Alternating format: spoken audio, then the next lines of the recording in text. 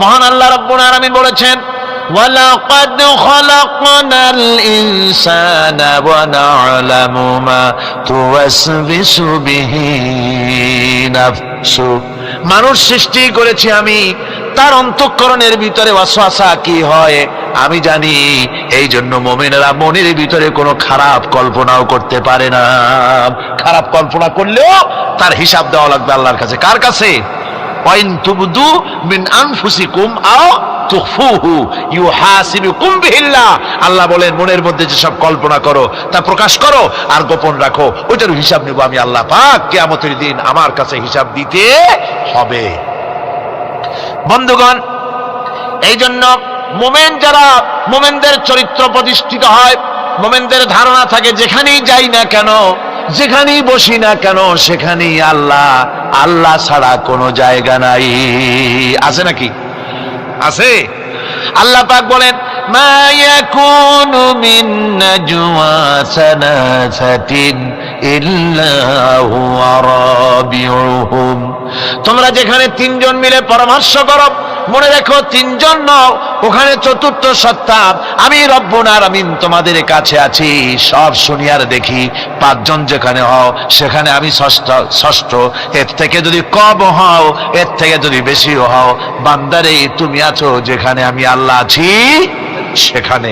উপায় নাই, সব জায়গায় আমি দেখতে পাচ্ছি। শুধু তাই নয়, রাত্রিবেলায় মানুষেরা গোপনে পরামর্শ করে, করে না? করে কিনা? রাতে রাতে পরামর্শ করে, এক জায়গায় বসে, হলের মধ্যে, পাহাড়ের মধ্যে, কোন জায়গায় বসে পরামর্শ করে। কি পরামর্শ?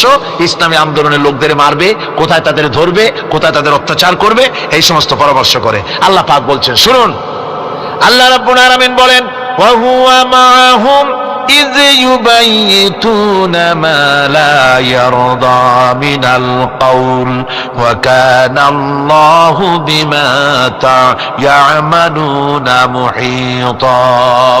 আল্লাহ পাক বলেন, তিনি তো ঠিক সেই সময়ও তোমাদের কাছে থাকেন যখন তোমরা নিজেদের ঘরের মধ্যে বসে, কোন এক জায়গায় বসে আল্লাহর মর্জির খেলাফ পরামর্শ করো, আল্লাহ তখনও তোমাদের কাছে থাকেন। আল্লাহর ইহাতা থেকে, আল্লাহর কর্তৃত্ব থেকে বেরিয়ে যাওয়ার কোনো উপায় নাই। সুতরাং গোপনে বলেন, প্রকাশ্যে বলেন, যেভাবেই যা কিছু করা হোক না কেন, আল্লাহর কাছে আমাদের সমস্ত অপরাধগুলি ধরা হয়ে যায়। আর এটাই হচ্ছে ঈমানের সীমা পরিসীমা। তিলকা হুদুদাল্লাহ ফালা তা'তাদুহা। তিলকা হুদুদুল্লাহ, এটাই হচ্ছে আল্লাহর সীমানা। ঈমানের এই সীমারেখা বজায় রেখে ঈমানের উপরে মজবুত করে কোনো ব্যক্তি, পরিবার, সমাজ, রাষ্ট্র যদি তৈরি হয়, তাহলে সেই সমাজই শান্তি আসে, সেই সমাজই আরাম আসে, সেই রাষ্ট্র শান্তিপূর্ণ হয়, সেখানে দিন কায়েম হয়, মানুষ সুখ সমৃদ্ধি খুঁজে পায়। রাসূলের প্রতি কি ভালোবাসা দেখেছেন। হযরত উম্মে হাবিবা রাদিয়াল্লাহু তাআলা আনহা, আমাদের মা আবু সুফিয়ান রাদিয়াল্লাহু তাআলা আনহু, তার মেয়ে, তার কাছে আবু সুফিয়ান তখনও কাফের, সেই কুফরি হালতে মেয়ের ঘরে গিয়েছেন। যাওয়ার পরে হযরত উম্মে হাবিবা, বাপ যখন বসতে গিয়েছেন, তখন উম্মে হাবিবা বলছেন যে আব্বা একটু দাঁড়ান। এই অবস্থায় দাঁড়াতে বলে বিছানাটা উল্টায়া দিয়া তারপরে বললেন যে বসেন। বাপ মনে খুব দুঃখ পেলেন। আবু সুফিয়ান বললেন, মা উম্মে হাবিবা, আমি তোমার পিতা, ভালো একটা বিছানা থাকলে তাই বিছায় দেওয়া উচিত ছিল, আর তুমি বিছানাটা উঠাইয়া তারপরে আমারে খালি জায়গায় বসতে বললা, আমি তোমার ব্যবহারে আহত হলাম। হযরত উম্মে হাবিবা বলেন, আব্বা জান, নিশ্চয়ই আপনি আমার আব্বা, শ্রদ্ধেয় পিতা, কোনো সন্দেহ এতে নাই, কিন্তু আপনি একজন কাফের। আল্লাহ রাসূল যে বিছানায় বসেন, সেই বিছানা আমি একটা কাফেরকে বসতে দিতে পারি না। সুবহানাল্লাহ বিহামদি। গভীর রাত্রে হযরত ফাতিমা রাদিয়াল্লাহু তাআলা আনহা ইন্তেকাল করলেন। কিছু সংখ্যক সাহাবীদের কাছে খবর দিয়া অল্প সময়ের ভিতরে জানাজার ব্যবস্থা করা হলো। হযরত আবু যর গিফারী রাদিয়াল্লাহু তাআলা আনহু কবরের ভিতরে নেমে গেলেন। কবরের ভিতরে নেমে গিয়া হযরত আবু যর বলেন, রে কবর, তোর ভিতরে আজকে কাকে রাখবো, তুই কি তা জানিস নাকি? কোনো জবাব আসে না। হযরত আবু যর বলেন, কবর রে, তোর ভিতরে আজকে যাকে রাখবো তিনি হতেছেন হযরত ইমাম হাসান হোসেনের মা, বেহেশতের সমস্ত জওয়ানদের সরদার হবেন যারা, সেই দুইজনের মা তোর ভিতরে রাখবো, খবরদার বেয়াদবি করবি না। কোনো জবাব না পেয়ে হযরত আবু যর বলেন, ওগো কবরের মাটি, তোর ভিতরে কাকে রাখবো কি জানিস? আসাদুল্লাহিল গালিব, দুনিয়ার সমস্ত কাফেরদের বিরুদ্ধে আল্লাহ রাব্বুল আলামিন যাকে বাঘ বানিয়ে পাঠালেন সেই হযরতে আলী তার স্ত্রী রেখে যাব, খবরদার বেয়াদবি করবি না। কোনো জবাব আসে না। হযরতে আবু যার বলেন, কবরের মাটি তোর ভিতরে যাকে রাখবো তিনি হলেন খাতুনে জান্নাত, বেহেশতের সমস্ত মহিলাদের সরদারিনী হবেন যে ফাতেমা, তারে রেখে যাব তোর ভিতরে, খবরদার কোনো বেয়াদবি করবি না। আবার হযরতে আবু যার বলেন, কবরের মাটি তোর ভিতরে কারে রাখবো কি জানিস? তোর ভিতরে আজকে যাকে রেখে যেতেছি তিনি হলেন আখেরি জামানার পয়গম্বর বিশ্বনবী জনাবে মুহাম্মদুর রাসূলুল্লাহ সাল্লাল্লাহু আলাইহি ওয়াসাল্লামের কলিজার টুকরা মা ফাতেমাকে তোর ভিতরে রাখবো, খবরদার কবরের মাটি বেয়াদবি করবি না।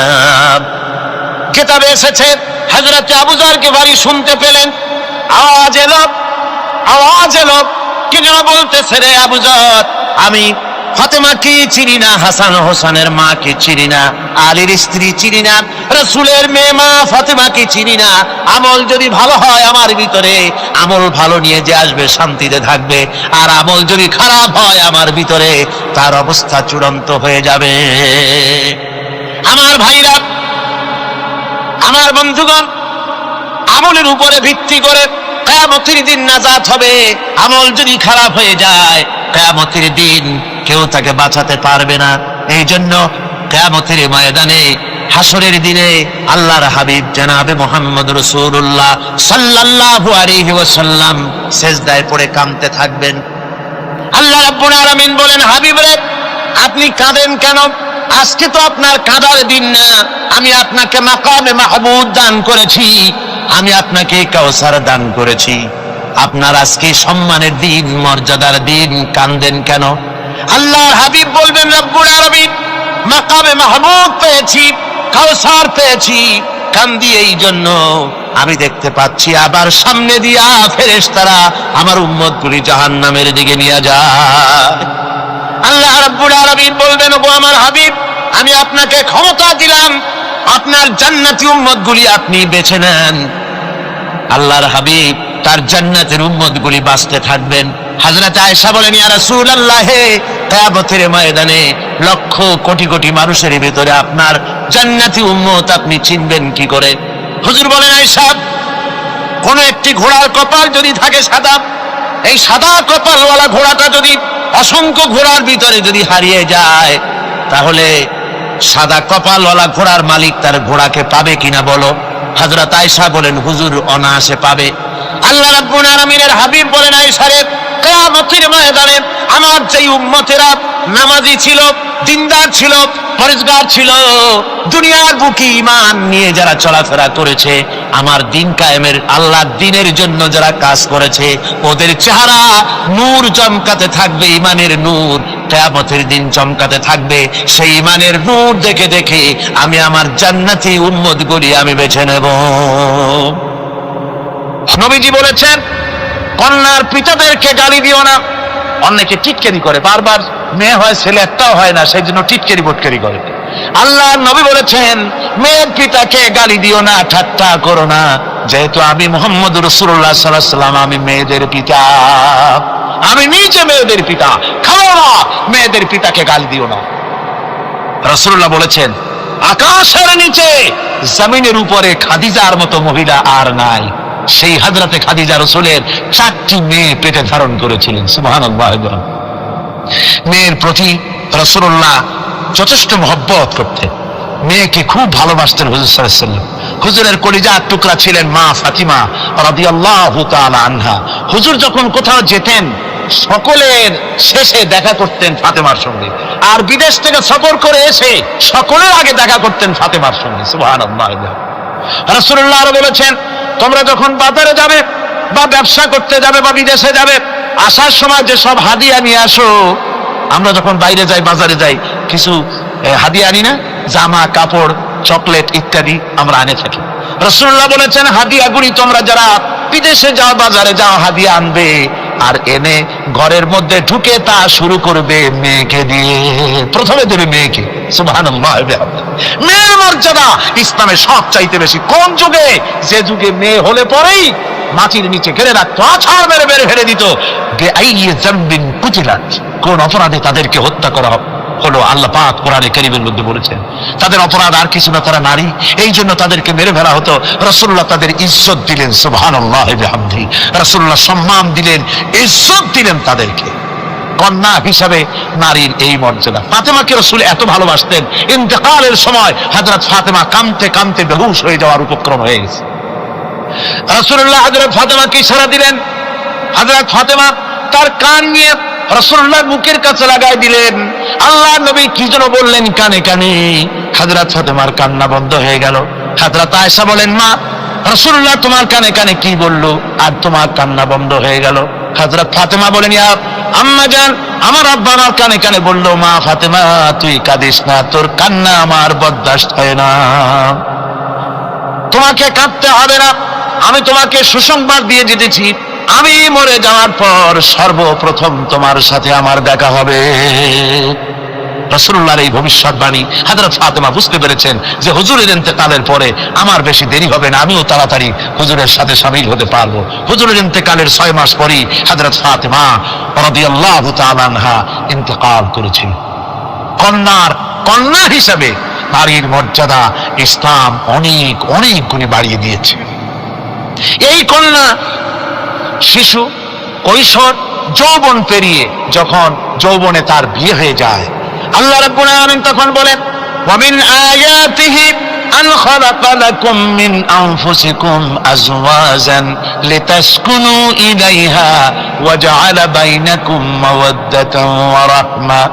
আল্লাহ পাক বলেন, আমার নিদর্শনের ভিতরে এটিও একটি নিদর্শন যে আমি তোমাদের থেকে তোমাদের জোড়া তৈরি করেছি, তোমাদের স্ত্রীদেরকে তৈরি করেছি, তোমাদের সাথে তোমাদের স্ত্রীর ভালোবাসা সৃষ্টি করেছি, মহব্বত সৃষ্টি করেছি। এই মহব্বত আমি আল্লাহ তৈরি করেছি। আর যখন বুড়ো হয়ে যায় মানুষ, স্বামী স্ত্রী যখন বুড়ার বুড়ি হয়, তখন আর ভালোবাসা থাকে না, তখন ওই ভালোবাসা সহৃদয়তার করুণায় আমি আল্লাহ পরিণত করে দেই। বুড়ার জন্য তখন বুড়ি ছাড়া আর উপায় নাই, বুড়িরও আর বুড়া ছাড়া উপায় নাই। তখন ভালোবাসা কোনো বিশেষ কোনো অক্ষণীয় ভালোবাসা নয়, তখন একের উপরে অন্য একদম নির্ভরশীল হয়ে পড়ে। আল্লাহ পাক বলেন, এই অবস্থা আমি আল্লাহ সৃষ্টি করে দেই। সুবহানাল্লাহ বিহামদিহি। স্ত্রীকে রাসূলুল্লাহ কত ভালোবাসতেন। আল্লাহ নবী বলেছেন, আমার কাছে 3টা জিনিস প্রিয়, একটা হচ্ছে সুগন্ধি, একটা হচ্ছে নামাজ, আরেকটা হচ্ছে স্ত্রী। সুবহানাল্লাহ, স্ত্রী আমার কাছে প্রিয়। হুজুর বলেছেন, তোমাদের মধ্যে সেই ব্যক্তি উত্তম যে ব্যক্তি তার স্ত্রীর কাছে উত্তম। আমি আমার স্ত্রীদের কাছে উত্তম ব্যক্তি। সুবহানাল্লাহ। রাসূলুল্লাহ স্ত্রীকে কত ভালোবাসতেন। বিশ্বনবী রাজনৈতিক কর্মকাণ্ড চালাচ্ছেন, যুদ্ধের দামামা বাজতেছে, চতুর্দিকে কত অশান্তি, সবকিছু চলছে, স্ত্রীর হক আদায় করতে ভুলে যাননি। রাতের বেলায় হযরত আয়েশার বয়স কম, তাকে নিয়ে রাসূলুল্লাহ একটু সুযোগ পেয়েছেন, বলছেন, আয়েশা সব তো ঘুমিয়ে, চলো আমরা একটু দৌড়াই। ওই যে দূরে একটা জিনিস দেখা যায়, দৌড় দাও, দেখি কি আগে যায়। দুজনে দৌড় প্রতিযোগিতা করলেন। দৌড় প্রতিযোগিতায় হযরত আয়েশা ফার্স্ট হলেন, হুজুর পিছনে পড়ে গেলেন। হযরত আয়েশা খুব আনন্দ করলেন যে আপনি কিন্তু আমার সাথে দৌড়ে পারলেন। পরবর্তী কিছু কাল যাওয়ার পর হযরত আয়েশা বলেন, হুজুর আজকে আবার বললেন যে চলো আয়েশা একটু দৌড়াই। হযরত আয়েশা বলছেন যে সেদিনের তুলনায় আমার শরীর একটু, আমি মুটিয়ে গেছি, শরীরটি স্থূল হয়েছে। আমি আজকে দৌড়ালাম কিন্তু পারলাম না, রাসূল আগে চলে গেলেন। আমি হাঁপাতে হাঁপাতে যখন হুজুরের কাছে চলে গেছি, হুজুর তখন মুস্কি হেসে আমাকে বললেন, আয়েশা ওই সেই দিনের জবাব আজকে দিয়ে দিলাম। সুবহানাল্লাহ বিহামদিহি, সুবহানাল্লাহ বিহামদিহি। বিশ্ব নবী কত বড় আদর্শ বিশ্ব মানবতার জন্য। তিনি বলেছেন, আরাফাতের ময়দানে রাসূলুল্লাহ বলেছেন, তোমরা যেমন পড়বে তোমার স্ত্রীদেরকে তেমন পড়াবে, তোমরা যেমন খাবে তোমার স্ত্রীদেরকে তেমন খাওয়াবে, স্ট্যান্ডার্ড মেনটেন করবে। তুমি ভালো দামের কাপড় পরবে, স্ত্রীকে খারাপ দিবে তা নয়। অধিকার দুজনেরই সমান, স্বামী এবং স্ত্রী সমান অধিকার। কিন্তু আমরা তা বুঝতে পারি না, বুঝতে চাই না। আমরা অনেকে মনে করেছি বিয়ে যখন করছি তখন আমি তো নওয়াবজাদা নসরুল্লাহ খান আর বউ তো কেনা দাসী। না, সে কিন্তু দাসী নয়, তার মর্যাদা আছে, তার সম্মান আছে, তার সম্মান আপনাকে দিতে হবে। রাসূলুল্লাহ দিয়েছেন। আপনাকেও দিতে হবে। রান্না বান্না হতে দেরি হয়, কত গালাগালি শুনতে হয় নারীকে। আল্লাহর নবীর স্ত্রী হযরত আয়েশা বলেছেন, আল্লাহর নবী কাজ করে, মানুষের সঙ্গে কথা বলে, রাষ্ট্রীয় দায়িত্ব পালন করে ঘরের ভিতরে এসে যখন দেখেছেন রান্না হতে দেরি আছে, রাসূলুল্লাহ বিরক্ত হন নাই, ভুরু কুঞ্চিত করেন নাই, চোখ মোটা করেন নাই, আমাকে কোনো কথা শোনার নাই, বরং আমার কাছে বসে রান্নায় আমাকে সহযোগিতা করেছেন। সুবহানাল্লাহ বিহামদি। এই হলো আল্লাহর রাসূল, এই হলো বিশ্ব নবী, স্ত্রীর সঙ্গে কি মহব্বত! সুবহানাল্লাহ বিহামদি। হুজুর মহব্বত করতেন স্ত্রীদেরকে। রাসূলুল্লাহর ঘরে দৌলত ছিল না, কিন্তু মহব্বত দিয়ে ভরা ছিল ঘরটা। হুজুরের ঘরে ফ্রিজ নাই, এসি নাই, হুজুরের ঘরে কার্পেট নাই, হুজুরের ঘরের মধ্যে জাজির নাই, তোশক নাই, বড় বড় কম্বল নাই, আরামের কোনো জিনিস নাই, মডার্ন ইকুইপমেন্টস কিচ্ছু নাই, দৌলত নাই, কিন্তু মহব্বত দিয়ে ঘরটা ভরা। হযরত আয়েশা বলেছেন, আমি পানি পান করে গ্লাস রেখে দিতাম, আল্লাহর নবী তখন গ্লাসের সেই জায়গায় ঠোঁট লাগাতেন যেখানে আমি ঠোঁট লাগাইয়া পানি পান করেছি। আমি গোশত চিবোতাম, রাসূলুল্লাহ আমার হাত থেকে গোশত টুকরা নিয়া সেই জায়গায় চিবোতেন যেখানে আমি চিবয়েছি। সুবহানাল্লাহ। আমার ভাইরা, রাসূল তার স্ত্রীদেরকে মহব্বত করতেন, স্ত্রীরাও রাসূলকে মহব্বত করতেন দারুণ ভাবে। একবার হযরত আয়েশা সিদ্দিকা রাদিয়াল্লাহু তাআলা আনহা হুজুরকে গোসল করাতে ছিলেন, মাথার উপরে পানি ঢালতেছেন, হুজুর একটা চৌকির উপরে বা একটা তক্তার উপরে বসে আছেন। গোসলের পানির ভিতরে রাসূলুল্লাহ দেখতে পেলেন রক্তের মতো কি যেন প্রবাহিত হয়ে যাচ্ছে। হুজুর জিজ্ঞেস করেন, আয়েশা রে, পানির ভিতরে রক্তের মতো কি দেখা যায়? হযরত আয়েশা বলেন, হুজুর আপনি যখন বসেছিলেন অসতর্ক মুহূর্তে তক্তার নিচে আমার একটা আঙ্গুল পড়েছিল, পায়ের আঙ্গুলটা ফেটে বোধহয় রক্ত বেরোতেছে। রাসূলুল্লাহ তাড়াতাড়ি করে উঠলেন আর এই আঙ্গুলকে ব্যান্ডেজ করে দিলেন। রাসূলুল্লাহ বললেন, আয়েশা রে, আঙ্গুল ফেটে গেছে, একটু আহাহু পর্যন্ত করলে না, এতক্ষণ তুমি কষ্ট করলে কেন? হযরত আয়েশা বলেন, ইয়া রাসূলুল্লাহ, ওটা তো একটা পায়ের আঙ্গুল। আয়েশার কলিজাটা ফেটে যদি রক্ত বেরোতো, রাসূলুল্লাহকে উঠতে বলতে আমি পারতাম না। কি মহব্বত রাসূলের সাথে! হযরত আয়েশা বলেন, রাসূল সাল্লাল্লাহু আলাইহি ওয়াসাল্লাম স্ত্রীদেরকে এত ভালোবাসতেন, আমাদের ঘরে গোশত টোস্ত তেমন রান্না বান্না খুব কম হতো।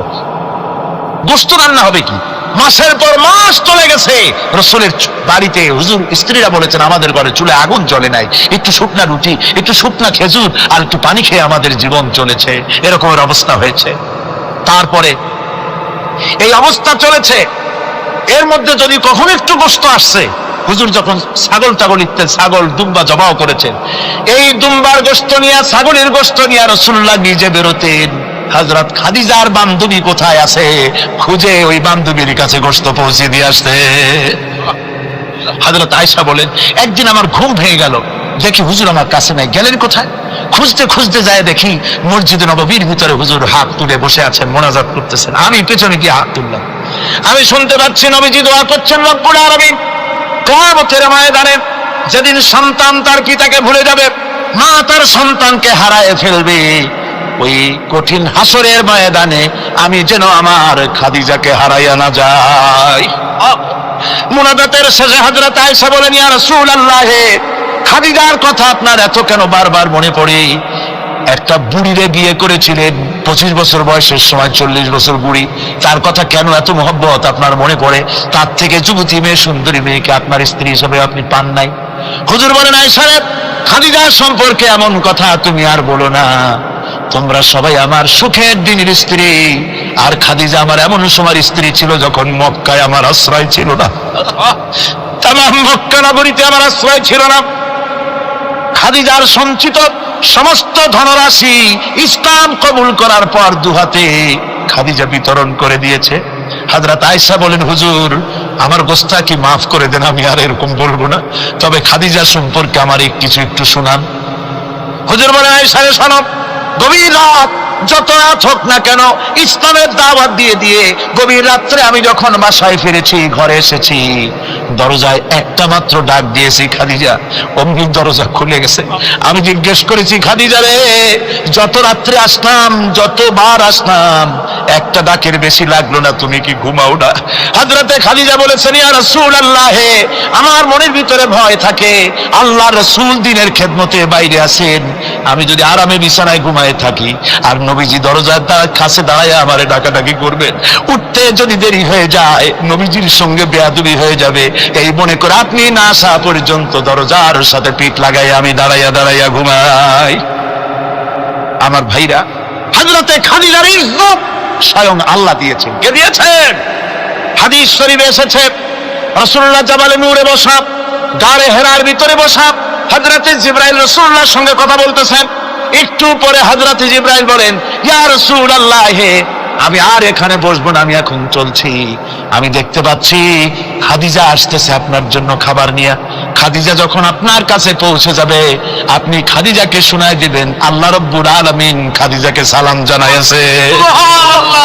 সুবহানাল্লাহ। রাসূলুল্লাহর কাছে হযরতে খাদিজা যখন আসলেন, হুজুর বললেন, খাদিজা, আজকে তোমার জন্য দারুণ সুখবর। বলে কি? বলে আল্লাহ পাক, জিবরাইল কেমন উঠে গেল আমার কাছ থেকে, জিবরাইল বলে গেল আল্লাহ তোমাকে সালাম বলেছেন। হযরত খাদিজা কেঁদে ফেললেন, বললেন, ইয়া রাসূলুল্লাহ, আমার নারী জন্ম সার্থক, আল্লাহ আমাকে সালাম বলেছে, এর জবাব কেমনে দিতে হয় হুজুর আমি তো জানি না, আপনি আমার পক্ষ থেকে আল্লাহর সালাম কিভাবে দেওয়া লাগে আপনি দিয়ে দিন, আমি তো বুঝি না কেমনে আল্লাহর সালামের জবাব দেব। হুজুর বললেন, খাদিজা, শুধু আল্লাহ নয়, জিবরাইলও তোমাকে সালাম বলে গেছে। হযরতে খাদিজা বললেন, হযরত জিবরাইলকে আমার সালামের জবাবটা ওয়ালাইকুম আসসালাম বলেন। হযরত খাদিজার এই মর্যাদা ছিল। আমার ভাইরা, রাসূল পাক সাল্লাল্লাহু আলাইহি ওয়াসাল্লাম এভাবে মহব্বত করেছেন স্ত্রীদেরকে। সুতরাং স্বামী স্ত্রীর মহব্বত আল্লাহ জান্নাতি নিয়ামত। কিসের নিয়ামত? যে ঘরের মধ্যে স্বামী স্ত্রীর মধ্যে মিল মহব্বত আছে এটা বেহেশতের মতো, আর যেখানে মিল মহব্বত নাই এটা জাহান্নামের মতো। ঠিক কি? সুতরাং মহব্বত করুন, বেশি বেশি স্যাক্রিফাইস করুন, বেশি বেশি স্যাক্রিফাইস করুন। নারীদের ব্যাপারে বলা হয়েছে, পুরুষকে বলা হয়েছে অধিকার আদায় করো, সব ব্যাপারে সমান অধিকার, কিন্তু নারীকে একটা ব্যাপারে বলা হয়েছে, নারী শোনো, পুরুষের মর্যাদা তোমার চাইতে আল্লাহ রাব্বুল আলামিন বেশি দিয়েছেন। আর রিজালু কাওয়ামুনা আলান নিসা, নারীদের উপরে পুরুষের প্রাধান্য আল্লাহ পাক দান করেছেন। একদিন সাহাবীরা বলেছে, একজন সাহাবী বলেছিলেন, ইয়া রাসূলুল্লাহ, জংলি উট দেখলাম আপনার পায়ের উপরে সেজদায় পড়ে গেল, আপনি যদি আমাদেরকে অনুমতি দিতেন না আপনাকে আমরা সেজদা করতাম। আল্লাহ নবী বললেন, মানুষ মানুষকে সেজদা করা এ পারমিশন যদি আমি দিতাম তাহলে দুনিয়ার সমস্ত স্ত্রীদেরকে বলতাম তারা যেন তাদের স্বামীকে সেজদা দেয়। স্বামীর মর্যাদা এখানে বেশি। সুতরাং অধিকার সমান, কোনো সন্দেহ নাই, কিন্তু স্বামীর একটা আলাদা মর্যাদা আছে, সেই সম্মানও তাকে দিতে হবে। এরপরে এই সমান অধিকারের ভিত্তিতে স্বামী স্ত্রী চলতে থাকে, মাঝখানে আল্লাহ পাক তাদেরকে সন্তান দান করেন। আল্লাহ তাদেরকে, নারীকে লেখাপড়ার অধিকার দিয়েছেন, ইসলাম তাকে লেখাপড়ার অধিকার দিয়েছে, শিক্ষার অধিকার দিয়েছে। হযরত আয়েশা সিদ্দিকা রাদিয়াল্লাহু তাআলা আনহা শিক্ষয়িত্রী ছিলেন, হাফেজা ছিলেন, হাদিসের হাফেজা ছিলেন, কোরআনের হাফেজা ছিলেন, হাজার হাজার সাহাবায়ে কেরামদের তিনি ওস্তাদ ছিলেন। সুবহানাল্লাহ বলেন। নারীদের ব্যাপারে অধিকাংশ মাসালা হযরত আয়েশা সিদ্দিকা রাদিয়াল্লাহু তাআলা আনহার অবদান। সুবহানাল্লাহ। নারী যুদ্ধ করেছে, যুদ্ধের ময়দানে নারীর অধিকার আছে। নারী চাকরি করতে পারবে, নারী ব্যবসা করতে পারবে, নারী লেখাপড়া করতে পারবে, নারী সেনাবাহিনীতে যেতে পারবে, নারী সব করতে পারবে, কিন্তু পর্দার মাধ্যমে। একটা লোক গিয়ে কাঁদতেছিল মুসলমান হওয়ার পরও। হুজুর কয়, কান্দো কেন? কই যে আমার গুনাহ কি মাফ হয়েছে? হুজুর বলেন, হ্যাঁ মাফ হয়ে গেছে, কলেমা পড়ছো, মাফ হয়ে গেছে। কয় যে হুজুর আমি তো মারাত্মক গুনাহ করছি। বলে কি? বলে আমার একটা মেয়ে, সেই মেয়েটাকে নিয়ে আমি ঘন লম্বা, আমি সংক্ষেপে বলতেছি, মেয়েটাকে ফাঁকি দিয়া তারে আমি মারবো, বুঝতে দেই নাই আমার বউরে। বললাম চলো বেড়াইতে যাই, মেয়েটা আমার সাথে সাজাই দিয়েছে, তার মা বেড়াতে নিয়ে যাবো এই কথা মনে করে। মেয়েটা কদ্দূর যায়, আবার আব্বা আব্বা বলে আমার দিকে ফিরে আসে, আবার পিছনে থাকে, আবার আব্বা আব্বা বলে জড়ায় ধরে। এইভাবে করতে করতে যখন নির্জন এলাকায় গেলাম, আমি পাহাড়ের পাশে গর্ত খোঁড়া আরম্ভ করলাম। গর্ত খুঁজি আর মাটি ছিটে এসে আমার দাড়িতে লাগে। বাচ্চা মেয়েটা আমার কাছে এসে দাড়ি দিয়ে ধুল ঝাড়ায় দেয়, কয় আব্বা তোমার দাড়িতে ধুল লাগতেছে, তুমি এই কষ্ট করতেছো কেন? মেয়ে তো বোঝে না যে আমি তার জন্য কবর খুঁজতেছি। কবরটা খোঁড়া হয়ে যাওয়ার পর মেয়েটারে বান্ধা শুরু করলাম। মেয়ে এখন কাঁদতেছে, বাবা আমার বান্ধব কেন? আমি তারে বাঁধা জোরে ওর মধ্যে নিক্ষেপ করে দিলাম। মেয়েটা গর্তের মধ্যে বসে চিৎকার করে বলছে, আব্বা তুমি আমারে বাঁচতে দাও, আমি তোমারে বাপ বলে সমাজে হ্যাঁ করব না, আমি ভিক্ষা করে খাবো, আমারে পেরো না। লোকটি বলছি, ইয়া রাসূলুল্লাহ, আমার মনে দরদ আসলো না। আমি একটা পাথর উঁচু করে আমার মেয়ের বুক লক্ষ্য করে জোরে মেরে দিলাম। বুকটা ফেটে রক্ত ফিনকি দিয়ে উঠলো, আর মেয়ের বুক থেকে আওয়াজ বেরোলো, আব্বা। আমার কানে যেন এখনো সেই আওয়াজ বাজে। হাদিস শরীফে এসেছে, হুজুরের চোখের পানি দাড়ি ভিজে ভিজে জামার উপরে পড়তেছিল। হুজুর বললেন, আহারে, মানুষও পারে এইরকম কাম করতে।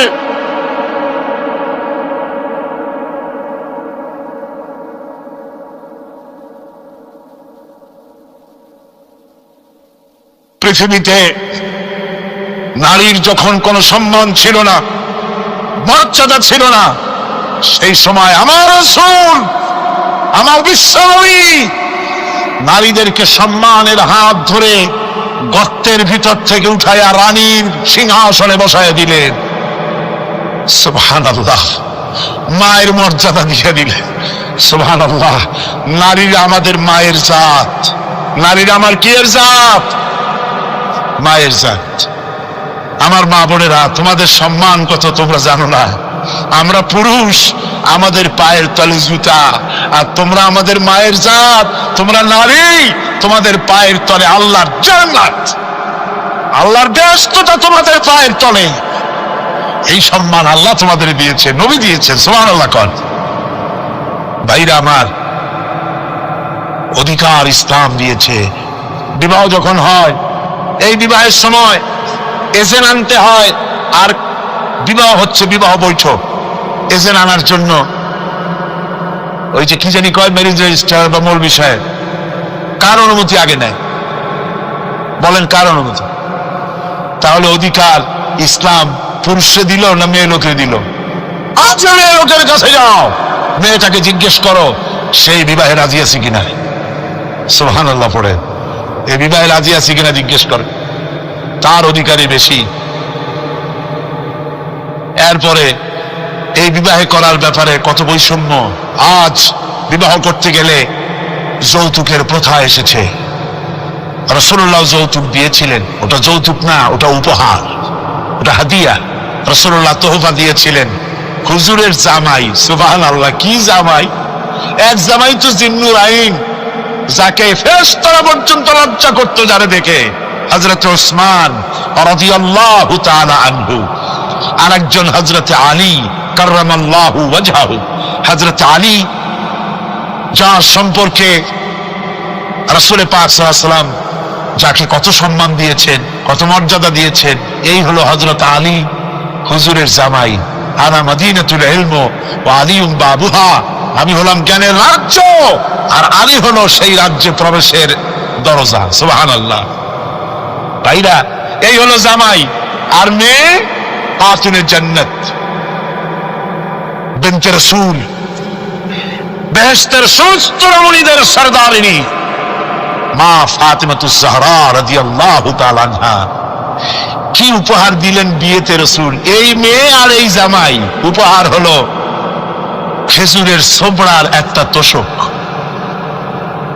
পানি উঠাবার জন্য একটা মশক, আর আটা পেশা একটা জাতা। এই হলো নবীর মেয়ে আর জামাইয়ের জন্য উপহার। রাসূলের প্রতি কি ভালোবাসা দেখেছেন হযরত উম্মে হাবিবা রাদিয়াল্লাহু তাআলা আনহা, আমাদের মা আবু সুফিয়ান রাদিয়াল্লাহু তাআলা আনহু, তার মেয়ে। তার কাছে আবু সুফিয়ান তখনও কাফের, সেই কুফরি হালতে মেয়ের ঘরে গিয়েছেন। যাওয়ার পরে হযরত উম্মে হাবিবা বাপ যখন বসতে গিয়েছেন, তখন উম্মে হাবিবা বলছেন যে আব্বা একটু দাঁড়ান। এই অবস্থায় দাঁড়াতে বলে বিছানাটা উল্টায়া দিয়া তারপরে বললেন যে বসেন। বাপ মনে খুব দুঃখ পেলেন। আবু সুফিয়ান বললেন, মা উম্মে হাবিবা, আমি তোমার পিতা, ভালো একটা বিছানা থাকলে তাই বিছায় দেওয়া উচিত ছিল। আর তুমি বিছানাটা উঠাইয়া তারপরে আমার খালি জায়গায় বসতে বললা, আমি তোমার ব্যবহারে আহত হলাম। হযরত উম্মে হাবিবা বলেন, আব্বা জান, নিশ্চয়ই আপনি আমার আব্বা, শ্রদ্ধেয় পিতা, কোনো সন্দেহ এতে নাই, কিন্তু আপনি একজন কাফের। আল্লাহর রাসূল যে বিছানায় বসেন, সেই বিছানা আমি একটা কাফেরকে বসতে দিতে পারি না। সুবহানাল্লাহ। তিনজনের দোয়া কবুল হবে আল্লাহর দরবারে। তার মধ্যে একজন হলেন মাজলুম ব্যক্তি, যে ব্যক্তি অত্যাচারিত, সে ব্যক্তি মুসাফির, প্রবাসী, তার দোয়া কবুল হবে। আর মা বাপ যদি সন্তানের জন্য দোয়া করে, ওই দোয়া আল্লাহ রব্বুল আলামিনের দরবারে মঞ্জুর হয়ে যায়। আল্লাহ রব্বুল আলামিন মা বাপ সম্পর্কে বলেন, মা বাবের জন্য আমার কাছে দোয়া করবি বান্দারা, আমার কাছে দোয়া করবি। দোয়াটা আল্লাহ পাক শিখাচ্ছেন, রব্বিরহামহুমা কামা রাব্বায়ানি সাগীরা। পড়েন সবাই, রব্বিরহামহুমা কামা রাব্বায়ানি সাগীরা। একটু জিকির করেন, লা ইলাহা লা ইলাহা ইল্লাল্লাহ, লা ইলাহা ইল্লাল্লাহ, লা ইলাহা ইল্লাল্লাহ, লা ইলাহা ইল্লাল্লাহ মুহাম্মাদুর রাসূলুল্লাহ। আমার ভাইরা, আল্লাহ পাক শিখাচ্ছেন, বান্দা তোর মা বাপের জন্য আমার কাছে দোয়া কর। আল্লাহ রব, আয় আমার প্রভু, আমার মা বাপ যেমন ছোটবেলায় আমাকে স্নেহের কোলে লালন পালন করেছে, আয় আমার আল্লাহ, তুমি আমার মা বাপকে তোমার রহমতের কোলে লালন পালন করো। আল্লাহ শিখাই দিয়েছেন। আমার ভাইরা, প্রত্যেক নামাজের পরে এই দোয়াটা ভুলে যাবেন না। ভুলে যাবেন? ভুলে যাবেন? আমার ভাইরা, আমার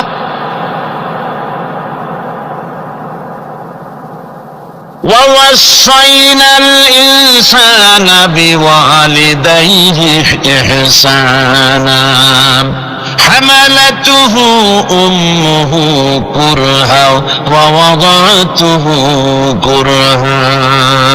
আল্লাহ পাক বলেন, আমি পৃথিবীর সমস্ত মানব মণ্ডলীকে উপদেশ দিয়েছি, মা বাপকে সম্মান করো, শ্রদ্ধা করো, তাদের উপকার করো। তার কারণ হলো, তোমার মা তোমাকে গর্ভে ধারণ করেছে অত্যন্ত কষ্টের সাথে।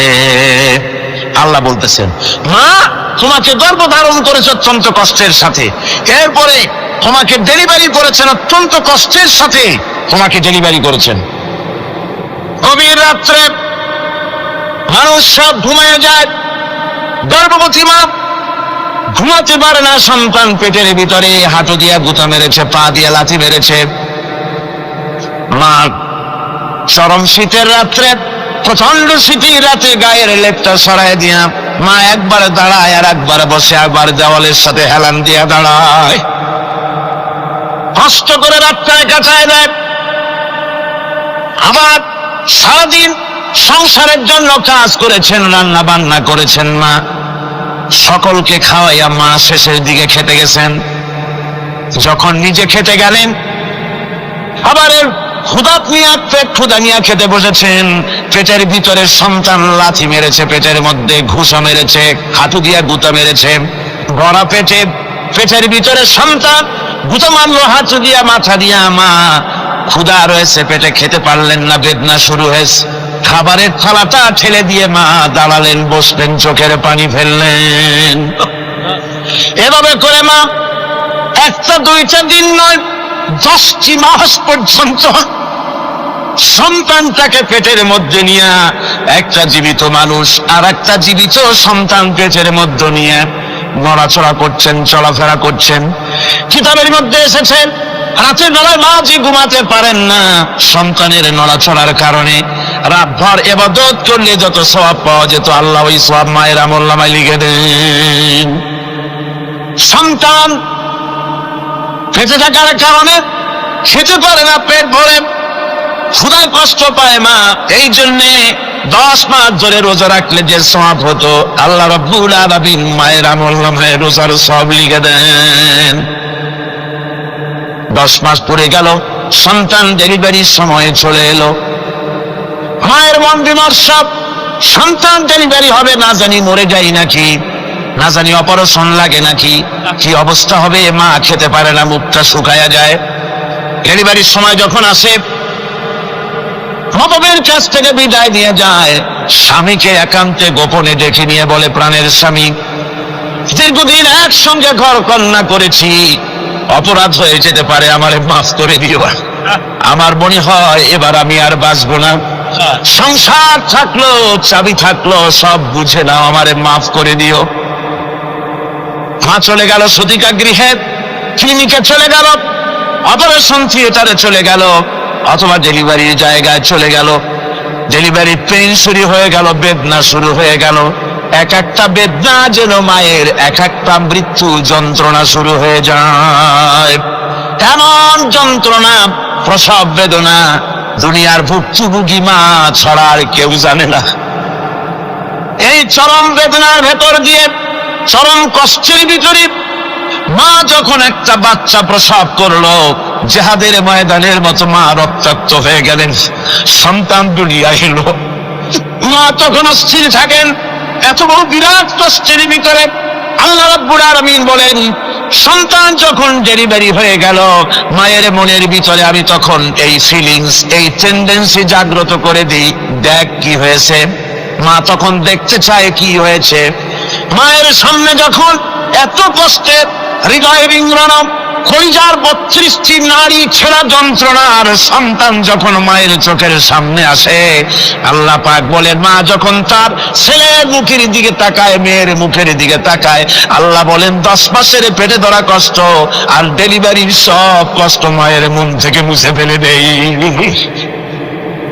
আল্লাহ রাব্বুল আলামিন বলেন, খবরদার দুনিয়ার মানুষ, এমন মায়ের সাথে নাফরমানি করবি না, এ মায়ের সাথে নাফরমানি করবি না, মাকে সম্মান করবি, মার কাছে দোয়া চাবি।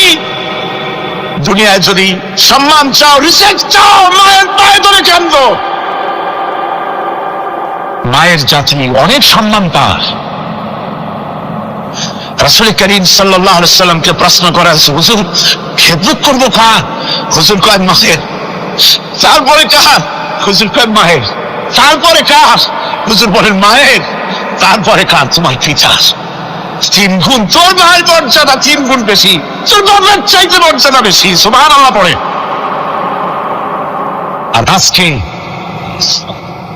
ইসলামের ছাত্ররা তারা বলে যে ইসলাম নারীর অধিকার আদায় করে নাই। নারীর অধিকার ইসলাম দেয় নাই তো কে দিয়েছে? আমার বন্ধুগণ, বিশ্বনবী জনাবে মুহাম্মদ রাসূলুল্লাহ সাল্লাল্লাহু আলাইহি ওয়াসাল্লাম মসজিদে নববীর ভিতরে বসে আছেন।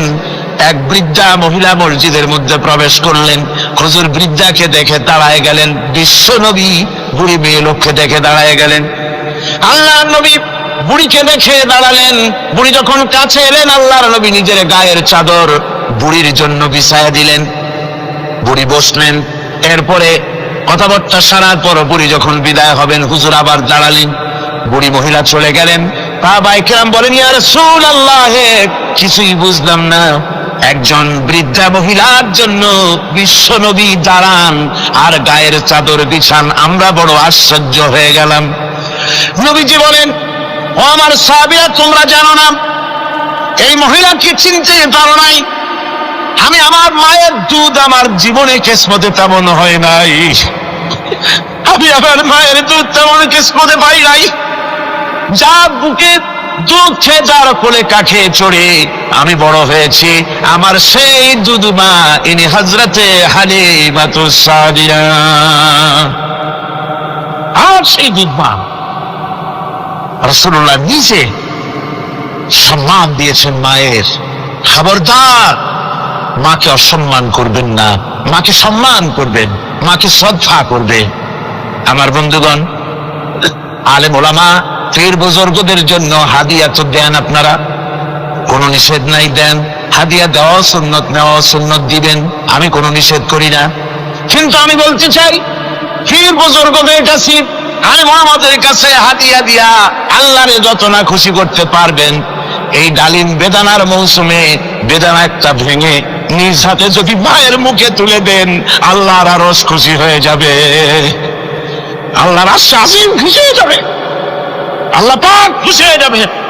মায়ের খাওয়াও, বাপকে খাওয়াও, তোমার সবচেয়ে বড় প্রিয় জিনিস। সুবহানাল্লাহ বলে, সুবহানাল্লাহ। মা বাপ যদি একটু দোয়া করে দেয়, তোমার জিন্দেগির কাম শেষ। একটু বদদোয়া করলে জাহান্নামে যাবা। কোন পৃষ্ঠায় বদদোয়া করলে জাহান্নামে যাবে এমন কথা নয়। কোন মরণে বদদোয়া করলে দোজখে যাবে এমন কথা নয়। রাসূল বলেছেন, হুমা জান্নাতুকা ওয়া নারুকা। মা বাপ তোমার বেহেশত, মা বাপ তোমার জাহান্নাম। মা বাপ যদি অসন্তুষ্ট হয় দোজখে যাবি, আর মা বাপ যদি খুশি আল্লাহর জান্নাতে চলে যাবি। সুবহানাল্লাহ, সুবহানাল্লাহ, সুবহানাল্লাহ। মায়ের পায়ের তলে তোর বেহেশত। আমরা পুরুষ, আমাদের গত বছরও বলেছি, আমরা পুরুষ, আমাদের পায়ের তলে জুতা। আমাদের পায়ের তলে কি? শুধু জুতা। আর আমার মা, আমার মায়ের জাতি যারা এই প্যান্ডেলে বসে আছেন, আমার মায়েরা বোনেরা, মায়ের জাতি যারা পৃথিবীতে, মায়ের জাতির পায়ের তলে আল্লাহর বেহেশত। সুবহান। নারীর মর্যাদা ইসলাম দেয় নাই, কে দিয়েছে? আল্লাহ দিয়েছেন, আল্লাহর রাসূল দিয়েছেন। আর আমার মা, আমার মায়ের জাতি যারা এই প্যান্ডেলে বসে আছেন, আমার মায়েরা বোনেরা, মায়ের জাতি যারা পৃথিবীতে, মায়ের জাতির পায়ের তলে আল্লাহর বেহেশত। সুবহান। নারীর মর্যাদা ইসলাম দেয় নাই, কে দিয়েছে? আল্লাহ দিয়েছেন, আল্লাহর রাসূল দিয়েছেন। আমার বন্ধুগণ, হযরত বায়জিদ বুস্তামি, ছোট্ট বাচ্চা ছেলে, গভীর রাত্রে মা অসুস্থ, পানির পিপাসায় জেগে উঠেছেন। বাবারে পিপাসায় শেষ হয়ে গেলাম, পানি দাও। ছেলে ঘরের ভিতরে পানি না পেয়ে বাইরে দৌড়াদৌড়ি করলেন। অনেক দূর থেকে পানি নিয়ে এসে দেখেন মা ঘুমায় গেছেন। পানি নিয়ে দাঁড়ানো পৌষ মাস, মাঘ মাসের শীতের রাত, ফজরের সময় মায়ের ঘুম ভেঙে গেল। তাকিয়ে দেখেন বাইজিদ দাঁড়ানো, হাতে পানি থরথর করে কাঁপছে। জিজ্ঞাসা করে, বাইজিদ তুমি দাঁড়ানো কেন? ছোট্ট বাচ্চা বলে, মা পানি চেয়েছিলে তুমি গভীর রাত্রে, পানি ঘরে ছিল না, অনেক দূর থেকে আনতে হয়েছে। মা বলছে, ঘুমাও নাই কেন গ্লাস ছুঁয়া? বাচ্চা বলে, ঘুমাই নাই। তুমি যদি আবার পানি চাও, সময় মতো যদি দিতে না পারি, মা তোমার কষ্ট হবে। এই জন্য ফজর পর্যন্ত আমি দাঁড়ায় আছি, কখন তুমি পানি চাও। মা হাতের থেকে পানি নিয়ে পান করলেন। বাইজিদকে বিছানার উপরে আরাম করে কম্বল দিয়ে ঘুম পড়াইয়া দিলেন। হযরত বাইজিদের মা উযু করে ফজরের নামাজ পড়ে সিজদায় চলে গেলেন। চিৎকার মেরে কেঁদে বলেন, আমার রব, আমার আল্লাহ, আমি আমার বাইজিদের মা, আমি মা হয়ে বাইজিদের জন্য দোয়া করি। বাইজিদ আমার জন্য আজকে যা করেছে, আমি মা, আমার কলিজা ঠান্ডা হয়ে গেছে। হায় আল্লাহ, আমি বাইজিদের জন্য দোয়া করি, তুমি তাকে সুলতানুল আরিফিন বানাইয়া দিও। মঞ্জুর হয়ে গেল আল্লাহ পাকের কাছে দোয়া। আমার ভাইরা, আল্লাহ পাক বলছেন, খবরদার আমার ইবাদতের পরে মা বাপ, আল্লাহর ইবাদতের পরে কারা? মা বাপ। মা বাপকে সম্মান করো, শ্রদ্ধা করো, মহব্বত করো, কিসমত খুলে যাবে, কিসমত খুলে যাবে। মা বাপকে সম্মান করো। হযরত আবু হুরায়রা রাদিয়াল্লাহু তাআলা আনহু রাসূলের সামনে এসে কাঁদতেছে। হুজুর বলছেন, আবু হুরায়রা কাঁদো কেন? কাঁদো কেন? রাতের বেলা কাঁদো।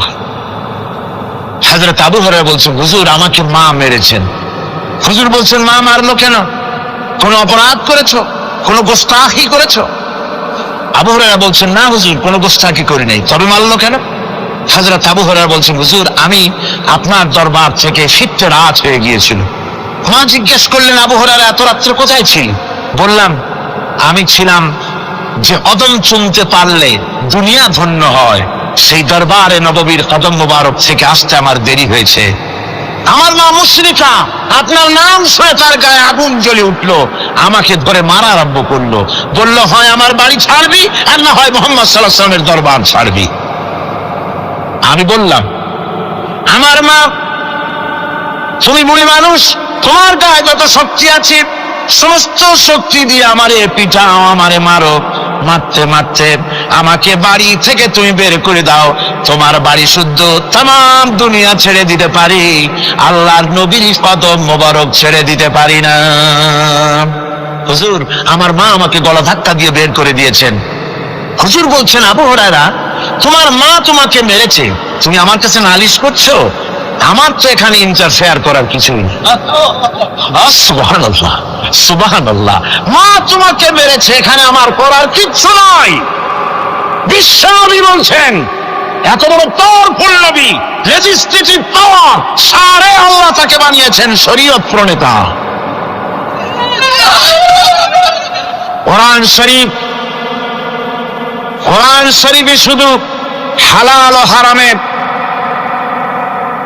হালাল এবং হারামের, বৈধ এবং অবৈধের সীমারেখা শুধু কোরআনই ঠিক করেন, রাসূলের জন্য আল্লাহ ছেড়ে দিয়েছেন। আল্লাহ রাসূলও হারাম, হালাল এবং হারামের বৈধ, বৈধতা অবৈধতার সীমারেখা নির্ধারণ করেছেন। এত বড় ক্ষমতা তার, এত বড় পাওয়ারফুল বিশ্বনবী, তিনি বলছেন মা মেরেছে, আমার করার কিছু নাই। চিন্তা করেন কত বড় কথা, এ কথার লোড কত। হযরত আবু হুরায়রা বলেন, ইয়া রাসূলুল্লাহ, মা আমাকে মেরেছেন, আমি আল্লাহর নবীর কাছে মায়ের বিরুদ্ধে নালিশ করতে আসি নাই। বললেন, কেন এসেছো? হযরত আবু হুরায়রা বলেন, হুজুর এসেছি একটা কারণে, আমি জানি আল্লাহ নবী যদি আল্লাহর দরবারে হাত উঠায় কোনো জিনিস বলে, আল্লাহ রাব্বুল আলামিন সঙ্গে সঙ্গে মঞ্জুর করে নেন। হুজুর আমি এসেছি, মেহেরবানি করে দোয়া করুন আমার মাকে যেন আল্লাহ হেদায়েত নসিব করে দেন। আল্লাহ নবী হাত উঁচু করে বললেন, আল্লাহুম্মা হিদি উম্মা আবি হুরায়রা, আয় আল্লাহ আমি দোয়া করি আবু হুরায়রার মাকে তুমি হেদায়েত নসিব করে দাও। রাসূলুল্লাহ দোয়া করছেন আর আবু হুরায়রা সমানে দৌড়াচ্ছেন। তিনি দৌড়াচ্ছেন, পিছন থেকে কয়েকজনে আবু হুরায়রার জামা টেনে ধরেছে। দৌড়, তাদের জানা আবু হুরায়রা খুব ভদ্রলোক মানুষ, কোন ঝড় ঝামেলার মধ্যে থাকে না, রাগ সাগ করে না, চিৎকার মারে না, দৌড় মারে না, এত ভদ্র শরীর, দৌড়ায় কি না জানি কোন বিপদ বুদ্ধি ঘটে গেছে। পিছন থেকে জামা ছেড়ে ধরে বলে, দৌড়াও কেন?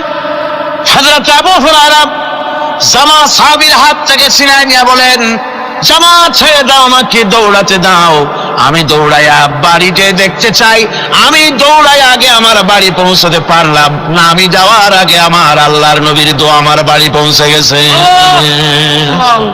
আমি এইটা দেখতে চাই। হযরত আবু হুরায়রা বাড়িতে গিয়ে দরজা নক করলেন, ভেতর থেকে আওয়াজ এলো, কে? হযরত আবু হুরায়রা বলেন, মা আমি তোমার আবু হুরায়রা ফিরে এসেছি। মা বলছেন, বাবা অপেক্ষা করো, দরজা খুলতেছি। হযরত আবু হুরায়রা বলেন, মায়ের গলার আওয়াজের ভিতরে শিরকিয়াতের কর্কশতা পেলাম না, মায়ের গলার আওয়াজের ভিতরে তাওহীদের গন্ধ পেলাম। আমার মনে হলো নবীজির নিক্ষিপ্ত তীর তার নিশানায় পৌঁছে গেছে। কিছুক্ষণ পর মা আমার বেরিয়ে এলেন, মাথা থেকে চুলের থেকে বুড়ি মানুষ, সাদা চুলের ভিতর থেকে পানি পড়তেছে। মা বলল, বাবারে তোমারে মারার পর আমি বড় অনুতপ্ত হয়েছি, অনুশোচনা করেছি, আমি গোসল করেছি, মনে মনে ভাবলাম আমার ছেলে তো কোনো খারাপ জায়গায় যায় নাই, কেন তারে মারলাম, আমি বড় লজ্জায় পড়েছি তোমারে মেরে।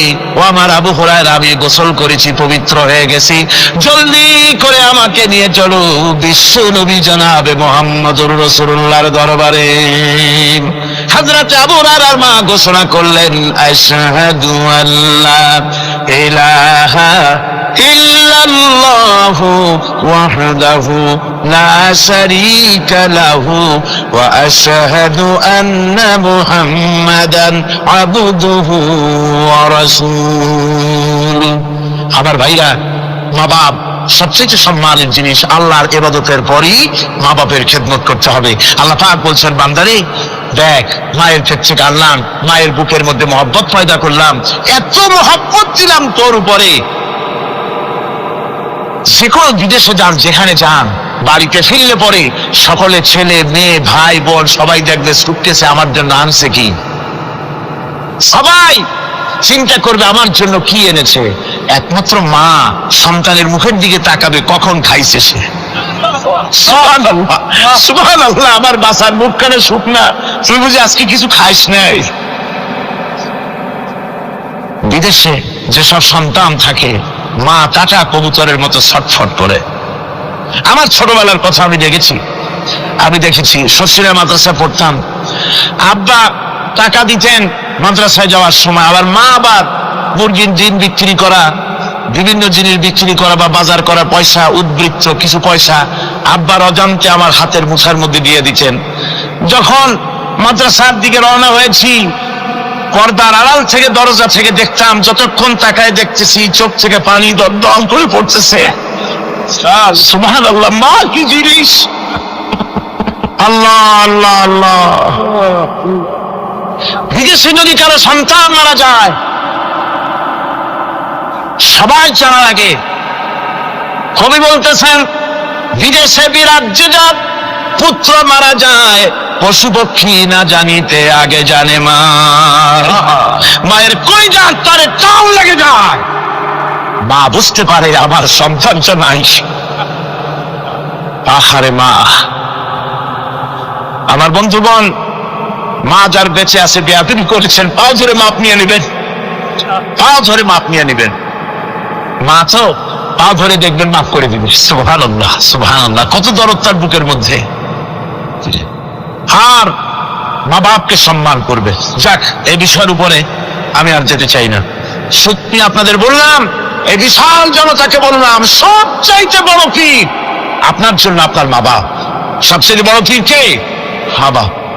সন্তুষ্ট করেন, রুজিতে অভাব ঘটবে না, কোন মাজারে গিয়ে সেজদা দেওয়া লাগবে না, আল্লাহর কসম মাজারে যাই চাওয়া লাগবে না। মা বাপকে খেদমত করেন, মা বাপকে খুশি করেন, মা বাপকে খাওয়ান, হাদিয়া দেন, মা বাপ খুশি, রুজিতে বরকত হবে, ব্যবসায় বরকত হবে, ঋণগ্রস্ত থাকবেন না, সম্মান আল্লাহ বাড়ায় দিবেন। সুবহানাল্লাহ, বিহামদি, রাসূলুল্লাহর হাদিস। এই জন্য আমি অনুরোধ করব, মা বাপকে সম্মান করবে। পাশে বুঝতে পেরেছি মুহাম্মদ সাল্লাল্লাহু আলাইহি ওয়াসাল্লাম আল্লাহর রহমত, করুণার নবী, দয়ার নবী। তার কাছে যদি আমি যেতে পারি, তাহলে তিনি আমার সম্পর্কে, যদি তার সামনে যেতে পারি, তাহলে তার কঠোর মনোভাব আমার প্রতি নরম হয়ে যাবে। এই মনে করে সাহাবায়ে কেরামদের চোখ এড়ায়া তিনি হুজুরের সামনে গিয়ে হাজির হয়ে গেলেন। হুজুর তাকে দেখি বললেন, তোমার নাম ওয়াসি? তিনি বললেন, হ্যাঁ, আমার নাম ওয়াসি। হুজুর বললেন, তুমি আমার চাচাকে শহীদ করেছো? ওয়াসি বললেন, জাহালাতের কারণে তা করেছি। হুজুর বললেন, কেমনে শহীদ করেছো আমার চাচাকে, আমার একটু শোনাও।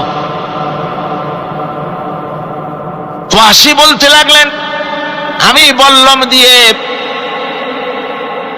হযরতে হামজার শরীরকে এফোড় ওপড় করে দিয়েছি, তারপরে তার বুককে খঞ্জর দিয়ে ফেরে বুকের ভিতর থেকে কলিজাটা বের করে নিয়ে আমি হাতে দিয়ে দিয়েছি হেন্দাই কলেজা চিবিয়ে চিবিয়ে খেস। রাসূল পাক সাল্লাল্লাহু আলাইহি ওয়াসাল্লাম, হাদিস শরীফে এসেছে, ওয়াসির বর্ণনা যখন তিনি শুনতেছিলেন, রাসূলের চোখ থেকে তখন পানি পড়ে দাড়ি মোবারক ভিজে ভিজে পড়তেছিল। ঘটনা শোনার পর রাসূলুল্লাহ বললেন, ওয়াসি, তুমি কি চাও? ওয়াসি বললেন, আমি ইসলাম কবুল করতে চাই। হুজুর তাকে মুসলমান বানালেন। বললেন, তুমি মুসলমান হলে কিন্তু সব সময় তুমি আমার সামনে আসবে না, তার কারণ তোমাকে দেখলে পরে আমার মনের ভিতরে আমার চাচার কথা মনে উঠে যাবে। আমি আমার আব্বাকে পাই নাই, আব্বার স্নেহ যত্ন আমার কিসমতে তেমন হয় নাই। আমার চাচা হামজা আমাকে পিতার মতো করে আমাকে স্নেহ করেছে, তোমাকে দেখলে পরে তার কথা মনে পড়বে, সুতরাং তুমি সবসময় আমার সামনে আসবে না। ওয়াসি সেদিন শপথ নিয়েছিলেন, রব্বুল আলামিন, আমি জাহালাতের কারণে যেই বল্লম দিয়ে একজন শ্রেষ্ঠ সন্তানকে আমি শহীদ করে ফেলেছিলাম, আমি বুঝতে পারি নাই, ওই বল্লমটা আমি হেফাজতে রেখে দিয়েছি। তুমি আমার এই দোয়া মঞ্জুর করো, আমি যেন এই বল্লম দিয়ে এই পৃথিবীর নিকৃষ্ট ইসলামের কোন দুশমনকে যেন আমি শেষ করে দিতে পারি। আল্লাহ পাক দোয়া তার মঞ্জুর করে নিলেন। মুসাইলামা কাযযাবের বিরুদ্ধে হযরত আবু বকর সিদ্দিক রাদিয়াল্লাহু তাআলা আনহু যে বাহিনী পাঠালেন, হযরত ওয়াসি সেই বাহিনীর মধ্যে ছিলেন। আর তিনি সেই বল্লমটা দিয়ে, যে বল্লম দিয়ে তিনি হযরত হামজাকে শহীদ করেছিলেন, সেই বল্লমটা দিয়েই ইসলামের নিকৃষ্ট শত্রু মুসাইলামা কাযযাবকে দুনিয়া থেকে তিনি বিদায় করে দিলেন। রাসূলের যুগে একজন নবুয়তের দাবি করলো, তার নাম হচ্ছে মুসাইলামা কাযযাব। সে দাবি করলো, সে মনে করলো যে নবুয়ত হচ্ছে একটা ব্যবসা, মুহাম্মদ সাল্লাল্লাহু আলাইহি ওয়াসাল্লামের কিছু ছিল না। নবুয়তের দাবি করলো, গনিমতের মাল আসলো, টাকা পয়সা আসলো, তারপর রাজত্ব হয়ে গেল। এরকম তো কম কথা না। তা আমিও যদি নবুয়তের দাবি করি তাহলে এরকমের একটা ব্যবসা আমিও করতে পারবো। এই চিন্তা ভাবনা করে নবুয়তের দাবি করে বসলো। নবুয়তের দাবি করে সে প্রচার করে বেড়াতে লাগলো আমি নবী। তারপর তার উম্মতেরা বলল যে আচ্ছা আপনি তো নবী বুঝলাম, তা মুহাম্মদ সাল্লাল্লাহু আলাইহি ওয়াসাল্লামের উপরে ওহী নাজিল হয়, আপনি তো কোনো নতুন ওহী আমাদের দিতে পারলেন না, কোনো সূরাও এ পর্যন্ত আসলো না। মুসাইলামা কাযযাব বলল দেখো কেবল না নবী হলাম, একটু সময় দাও ওহী আসা। কিছুদিন পর বলল যে সূরাটা এসে গেছে। বলে কি? সে সূরা কাউসারের একটা প্যারোডি তৈরি করলো। বলল আমার উপরে একটা নতুন সূরা আসছে, সূরাটি হচ্ছে ইন্না আতাইনাকাল আকাক ফাসাল্লি লিরাব্বিকা ওয়াজাক ইন্না শানিয়াকা হুয়াল আবলাক। এর অর্থ হচ্ছে আমি তোমাকে আকাক পক্ষী দান করেছি। আর আকাক পক্ষী বলা হয় হুতুম পেঁচাকে। ও যে কায়দার নবী, পাখিটাও পাইছে সেই কায়দারই। তারপরে ফাসাল্লি লিরাব্বিকা ওয়াজাক, সুতরাং তোমার প্রভুর উদ্দেশ্যে নামাজ পড়ো আর জোরে সোরে চিৎকার করো। মনে রেখো তোমার দুশ্মন হবে শ্বেত এবং কৃষ্ণ বর্ণে। এর না আছে কোনো গোড়া, না আছে এর মাথা, না আছে এর কোনো অর্থ, না আছে কিছু। এই জাতীয় সূরা দেখিয়া উম্মতেরা বলল কি যে আশ্চর্য কথা, মুহাম্মদ সাল্লাল্লাহু আলাইহি ওয়াসাল্লামের উপরে যে সূরা নাজিল হয়েছে তা পড়তে কত সুন্দর, কত ভাব গম্ভীর, আরে কি একটা সূরা নাজিল হলো। তারা নিজেরা বলা কওয়া করলো। আর একবার ধরলো মুসাইলামাকে, তারা বলল মুহাম্মদ সাল্লাল্লাহু আলাইহি ওয়াসাল্লাম তাকে তার উম্মতেরা তাদের বাগানে নিয়ে যায়। নিলে পরে যে বাগান থেকে তিনি যান, গাছে খরমা না থাকলে খরমা হয়ে যায়। কোনো পানি শূন্য কুয়ার কাছ থেকে গেলে তার বরকতে কুয়ায় পানি চলে আসে। তো আপনি এরকমের কিছু আমাদের দেখান। বললো আমাকেও তোমরা এভাবে নিয়ে যাও। তখন তাকে নিয়ে যাওয়া হলো। দেখলো উম্মতেরা যে এমনই পোড়া কপালে এক নবী তাদের ভাগে পড়ছে, যে বাগান দিয়ে যায় গাছে খরমা থাকলে খরমা পড়ে যায়, নষ্ট হয়ে যায়। আর কোনো পানিওয়ালা কুয়ার কাছ থেকে হাঁটলে সে কুয়া থেকে পানিও শেষ হয়ে যায়। এরপরে তার সাহস বাড়লো। মুসাইলামা কাযযাব রাসূল পাক সাল্লাল্লাহু আলাইহি ওয়াসাল্লামের কাছে এক চিঠি লিখলো। সে চিঠির ভাষা ছিল মিন মুসাইলামাত রাসূলিল্লাহ ইলা মুহাম্মাদুর রাসূলুল্লাহ সালামুন আলাইকুম আম্মা বাদ ফাইন্নী আশরাকতু ফিল আমর ওয়া ইন্না লানা নিসফাল আরদ ওয়া লিকুরাইশিন নিসফাল আরদ ওয়ালাকিন্না কুরাইশান কওমান ইয়াতাদুন। সে চিঠি লিখলো যে মুসাইলামা আল্লাহ রসুলের পক্ষ থেকে নাউজুবিল্লাহ মুহাম্মদ সাল্লাল্লাহু আলাইহি ওয়াসাল্লামের কাছে এই চিঠি পাঠানো হচ্ছে। ফাইন্নী কাদ আশরাকতু ফিল আমরি মাক, আমি হচ্ছি আপনার নবুয়তের একজন অংশীদার। এই হিসাবে পৃথিবীর অর্ধেক হচ্ছে আমার আর অর্ধেক হচ্ছে কোরাইশদের। কিন্তু কোরাইশরা বিষয়টা বুঝতে না পেরে আমার সাথে বাড়াবাড়ি করতেছে। হুজুর সাল্লাল্লাহু আলাইহি ওয়াসাল্লাম এই চিঠির জবাব দিলেন। হুজুর লিখলেন বিসমিল্লাহির রহমানির রহিম মিন মুহাম্মাদুর রাসূলুল্লাহ সাল্লাল্লাহু আলাইহি ওয়াসাল্লাম ইলা মুসাইলামাতিল কাযযাব আসসালামু আলা মান ইত্তাবাআল হুদা আম্মা বাদ ফাইন্নাল আরদা লিল্লাহি ইউরিসুহা মিন ইবাদিহি ওয়াল আকিবাতু লিল মুত্তাকিন। রাসূল পাক সাল্লাল্লাহু আলাইহি ওয়াসাল্লাম লিখলেন এই চিঠি যাচ্ছে মুহাম্মদ সাল্লাল্লাহু আলাইহি ওয়াসাল্লামের কাছ থেকে মুসাইলামা কাযযাবের কাছে। শুনে রাখো, শান্তি বর্ষিত হোক তার প্রতি যিনি হেদায়েত প্রাপ্ত। এই পৃথিবীর উত্তরাধিকারী হচ্ছে কেবলমাত্র আল্লাহ পাকের সেই সব বান্দারা যারা নাকি আল্লাহর গোলাম, আল্লাহর একান্ত আল্লাহর আইন এবং কানুনকে মেনে যারা চলে। আর পরকাল হচ্ছে সেই সমস্ত লোকেদের জন্যই। মুসাইলামা কাযযাবের মুয়াজ্জিন যারা, তারাও জানতো, তারাও জানতো যে লোকটা মিথ্যেবাদী। তো কিছু মাল পানি পাওয়া যায়, টাকা পয়সা পাওয়া যায়, সাথে থাকলে কিছু খাওয়াটাও যায়, এই জন্য তার সাথে থাকতো। রাসূলুল্লাহর মুয়াজ্জিন আযান দিতেন, আশহাদু আন্না মুহাম্মাদার রাসূলুল্লাহ, আমি সাক্ষ্য দিচ্ছি মুহাম্মদ সাল্লাল্লাহু আলাইহি ওয়াসাল্লাম আল্লাহর রাসূল। আর মুসাইলামার মুয়াজ্জিন যে ছিল সে আযান দিত আশহাদু আন্না মুসাইলামাতা ইয়াজামু আন্নাহু রাসূলুল্লাহ।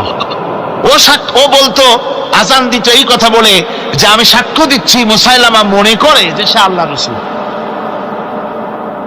আমার ভাইরা, এরপরে মুসাইলামা কাযযাবের বিরুদ্ধে হযরত আবু বকর সিদ্দিক রাদিয়াল্লাহু তাআলা আনহু 40,000 লোকের একটা বিশাল বাহিনী, সাহাবায়ে কেরামদের এক বিশাল বাহিনী পাঠিয়ে দিলেন মুসাইলামা কাযযাবের বিরুদ্ধে লড়াই করার জন্য। এর সিবাসারার ছিলেন হযরত খালিদ বিন ওয়ালিদ। এই জিহাদে যাওয়ার সময় ওয়াহশী রাদিয়াল্লাহু তাআলা আনহু, যিনি হযরত হামজা রাদিয়াল্লাহু তাআলা আনহুর কাতিল ছিলেন, হুজুর সাল্লাল্লাহু আলাইহি ওয়াসাল্লাম ফতহ মক্কার দিনে সকলকে ক্ষমা করে দিয়েছিলেন, কিন্তু 5 জন নারী আর 6 জন পুরুষ সম্পর্কে বলেছিলেন এদেরকে যেখানে পাও সেখানে হত্যা করো। এর মধ্যে ওয়াহশী একজন। ওয়াহশী বুঝতে পেরেছি মুহাম্মদ সাল্লাল্লাহু আলাইহি ওয়াসাল্লাম আল্লাহর রহমত, করুণার নবী, দয়ার নবী, তার কাছে যদি আমি যেতে পারি তাহলে তিনি আমার সম্পর্কে, যদি তার সামনে যেতে পারি তাহলে তার কঠোর মনোভাব আমার প্রতি নরম হয়ে যাবে। এই মনে করে সাহাবায়ে কেরামদের চোখ এড়ায়া তিনি হুজুরের সামনে গিয়ে হাজির হয়ে গেলেন। হুজুর তাকে দেখি বললেন, তোমার নাম না ওয়াহশী? তিনি বললেন, হ্যাঁ আমার নাম ওয়াহশী। হুজুর বললেন, তুমি আমার চাচাকে শহীদ করেছো। ওয়াহশী বললেন, জাহালাতের কারণে তা করেছি। হুজুর বললেন, কেমনে শহীদ করেছো আমার চাচাকে, আমার একটু শোনাও। ওয়াহশী বলতে লাগলেন, আমি বল্লম দিয়ে হযরতে হামজার শরীরকে এফোড় ওপড় করে দিয়েছি, তারপরে তার বুককে খঞ্জর দিয়ে ফেরে বুকের ভিতর থেকে কলিজাটা বের করে নিয়ে আমি হাতে দিয়ে দিয়েছি হেন্দাই কলেজা চিবিয়ে চিবিয়ে খেস। রাসূল পাক সাল্লাল্লাহু আলাইহি ওয়াসাল্লাম, হাদিস শরীফে এসেছে, ওয়াহশীর বর্ণনা যখন তিনি শুনতেছিলেন রাসূলের চোখ থেকে তখন পানি পড়ে দাড়ি মোবারক ভিজে ভিজে পড়তেছিল। ঘটনা শোনার পর রাসূলুল্লাহ বললেন, ওয়াহশী তুমি কি চাও? ওয়াহশী বললেন, আমি ইসলাম কবুল করতে চাই। হুজুর তাকে মুসলমান বানালেন।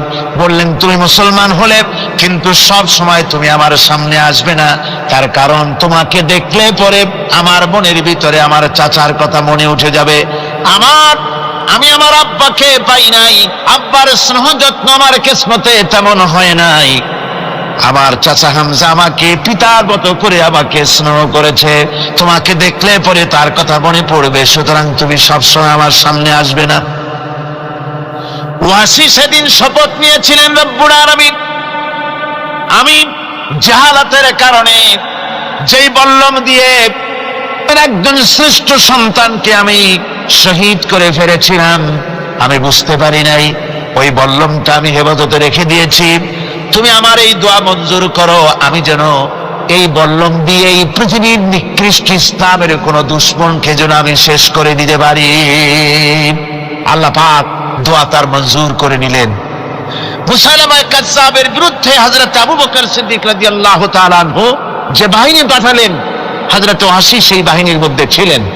আর তিনি সেই বল্লমটা দিয়া, যে বল্লম দিয়ে তিনি হযরত হামজাকে শহীদ করেছিলেন, সেই বল্লমটা দিয়েই ইসলামের নিকৃষ্ট শত্রু মুসাইলামা কাযযাবকে দুনিয়া থেকে তিনি বিদায় করে দিলেন।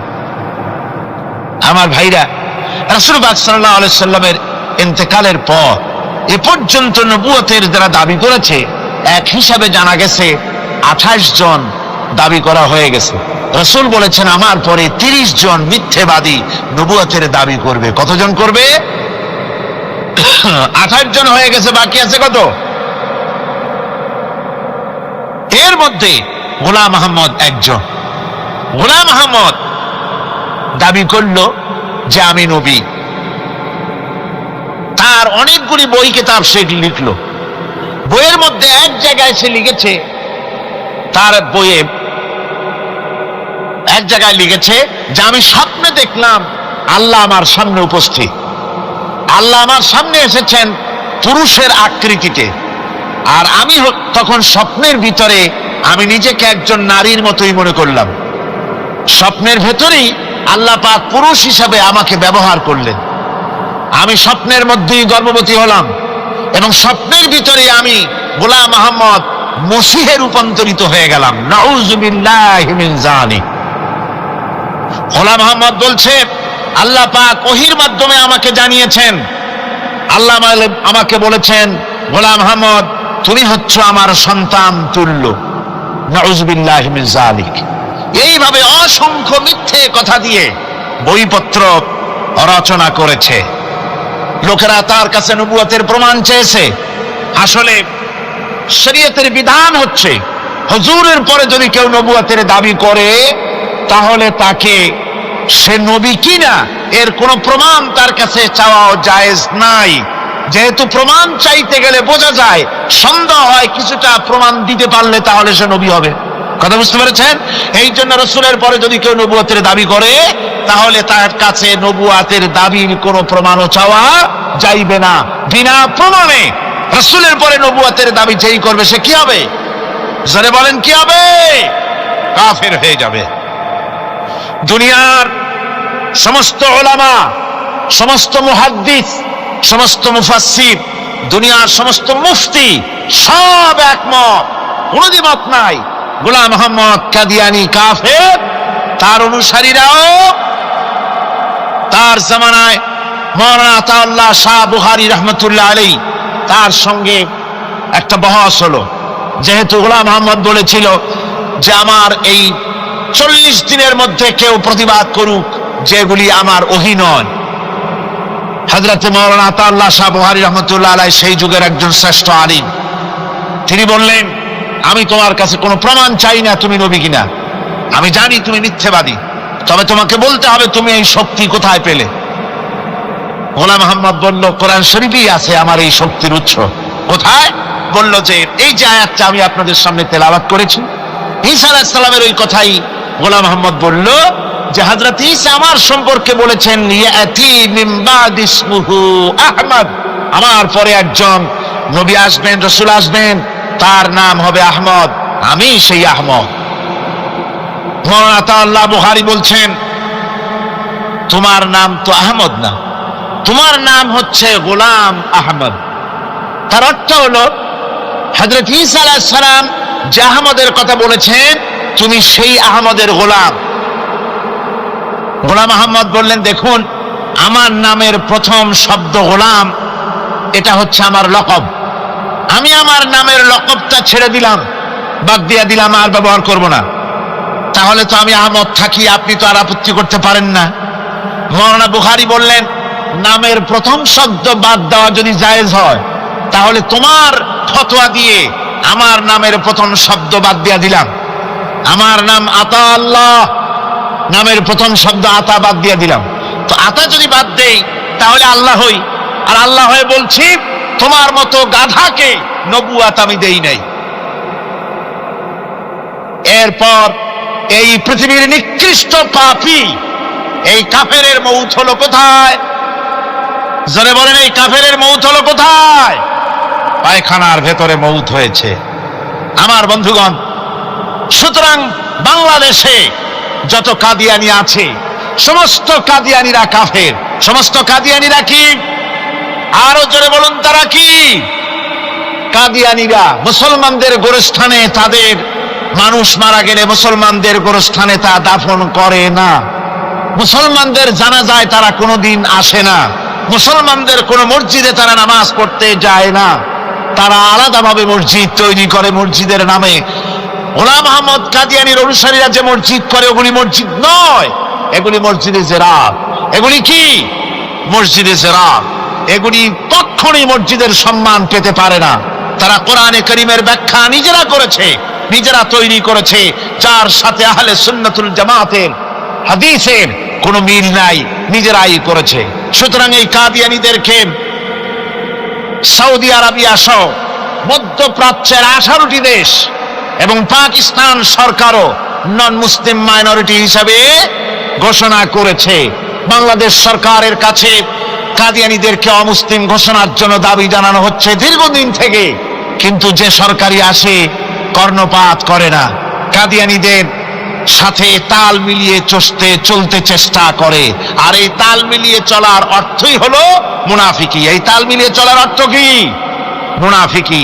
বাংলাদেশের সব আলেম সব উলামা ঐক্যবদ্ধভাবে দাবি করেছে কাদিয়ানীদেরকে অমুসলিম ঘোষণা করার জন্য, কিন্তু আজ পর্যন্ত তা করা হয়নি। আজকের মাহফিল থেকেও, এই বিশাল জনসমুদ্র, আমরা কোরআনে কারীমের তাফসীরের মাহফিল থেকে দাবি জানাই সরকারের কাছে কাদিয়ানীদেরকে অমুসলিম সংখ্যালঘু হিসাবে ঘোষণা করা হোক। এই প্রস্তাবে দাবিকে আপনাদেরও হাত উঁচু করে দেখান। ربنا ظلمنا أنفسنا وإن لم تغفر لنا وترحمنا لنكونن من الخاسرين ربنا لا تزغ قلوبنا بعد إذ هديتنا وهب لنا من لدنك رحمة إنك أنت الوهاب أي الله تعالى হাজার হাজার মুসলমান নরনারী ঠান্ডাকে উপেক্ষা করে তোমার দ্বীনের কথা শোনার জন্য, কোরআনে কারীমের কথা শোনার জন্য এই মাঠে এসে হাজির হয়েছে। আল্লাহ তুমি দয়া করে মেহেরবানি করে আলোচনার সওয়াবটুকুন হুজুরে পুরনূর সাল্লাল্লাহু আলাইহি সাল্লামের রূহ মুবারকে পৌঁছে দাও। রব্বুল আলামিন, আমাদের মধ্য থেকে যাদের মা বাপ দুনিয়া থেকে জনমের মতো বিদায় হয়ে গেছে, আল্লাহ কবরে যদি আযাব থাকে দয়া করে আযাব মাফ করে দাও। আল্লাহ আমাদের মা বাপের উপরে তোমার রহমত নাজিল করো। রব্বিরহামহুমা কামা রব্বায়ানি সগীরা রব্বিরহামহুমা কামা রব্বায়ানি সগীরা। হে আল্লাহ রব্বুল আলামিন, এই মাহফিলে যত লোক আছি আমরা, কার কোন ব্যাধি আছে, রোগ আছে, আমরা তুমি ভালো করে জানো। আমাদের প্রত্যেকের ব্যাধিকে তুমি শিফায়ে আজলা দান করে দাও। اللهم حبب إلينا الإيمان وزينه في قلوبنا وكره إلينا الكفر والفسوق والعصيان واجعلنا من الراشدين ربنا تقبل منا إنك أنت السميع العليم وتب علينا إنك أنت التواب الرحيم سبحان ربك رب العزة عما يصفون وسلام على المرسلين الحمد لله رب العالمين واجعل آخر كلمتنا عند الموت لا إله إلا الله محمد رسول الله। আল্লাহর সঙ্গে যদি কোনো বান্দা দেখা করতে চায়, আমরা আল্লাহরে দেখতে চাই কিনা? চাই কিনা আল্লাহকে দেখতে? আল্লাহ পাক বলছেন, আমারে যদি দেখতে চাও, ফামান কানা ইয়ারজু লিকা রাব্বিহি ফালইআমাল আমালান সালিহান ওয়ালা ইউশরিক বিইবাদাতি রাব্বিহি আহাদা। আমার সঙ্গে যদি দেখা করতে চাও, তোমাদের মধ্য থেকে কেউ যদি আমার সাথে দেখা করতে চায়, সে যেন ভালো কাজ করে, ভালো আমল করে, আর আমার ইবাদতের সঙ্গে কাউকে যেন শরীক না বানায়, তাহলেই আমার সঙ্গে কিয়ামতে দেখা হয়ে যাবে। জোরে বলেন সুবহানাল্লাহ। আল্লাহর সঙ্গে দেখা করতে হলে তার ইবাদত করতে হবে, গোলামি করতে হবে, এবং কাউকে শরীক স্থাপন করা যাবে না। এই গোলামি করতে হবে, ইবাদত করতে হবে কতদিন? আল্লাহ রাব্বুল আলামিন বলছেন, ওয়া'বুদ রাব্বাকা হাত্তা ইয়াতিয়াকাল ইয়াকিন। ইবাদত করো, গোলামি করো, যতক্ষণ পর্যন্ত নিশ্চিত সেই সময়টি এসে না যায়, তার মানে মৃত্যু পর্যন্ত আমার গোলামি করতে থাকো। মৃত্যু পর্যন্ত গোলামি হবে কার? আল্লাহ সুবহানাহু ওয়া তাআলা। সেই আল্লাহ পাকের গোলামি জীবনের সকল ক্ষেত্রে করতে হবে, মৃত্যু পর্যন্ত সব ক্ষেত্রে গোলামি হবে আল্লাহ। আল্লাহর গোলামি হচ্ছে আল্লাহ যা নিষেধ করেছেন তার থেকে ফিরতে হবে, আর যা আদেশ করেছেন সেগুলি মানতে হবে।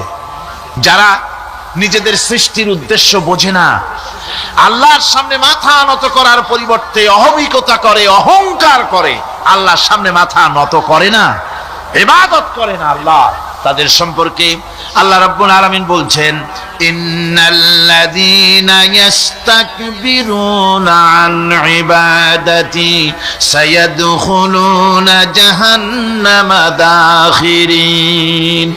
যারা আমি আল্লাহর সঙ্গে অহংকার করে, আমার ইবাদত করে না, আমার গোলামি করে না, আমার সামনে মাথা নত করে না, অহংকার অহমিকতা করে যারা জীবন চালায়, আমি কিয়ামতের দিন তাদেরকে লাঞ্ছিত করব আর জাহান্নামে পাঠাবো। যারা আল্লাহর গোলামি করবে না, আল্লাহর ইবাদত করবে না, অস্বীকার করবে আল্লাহর গোলামিকে, অহমিকতা করে চলবে, তাদের জায়গা হবে কোথায়?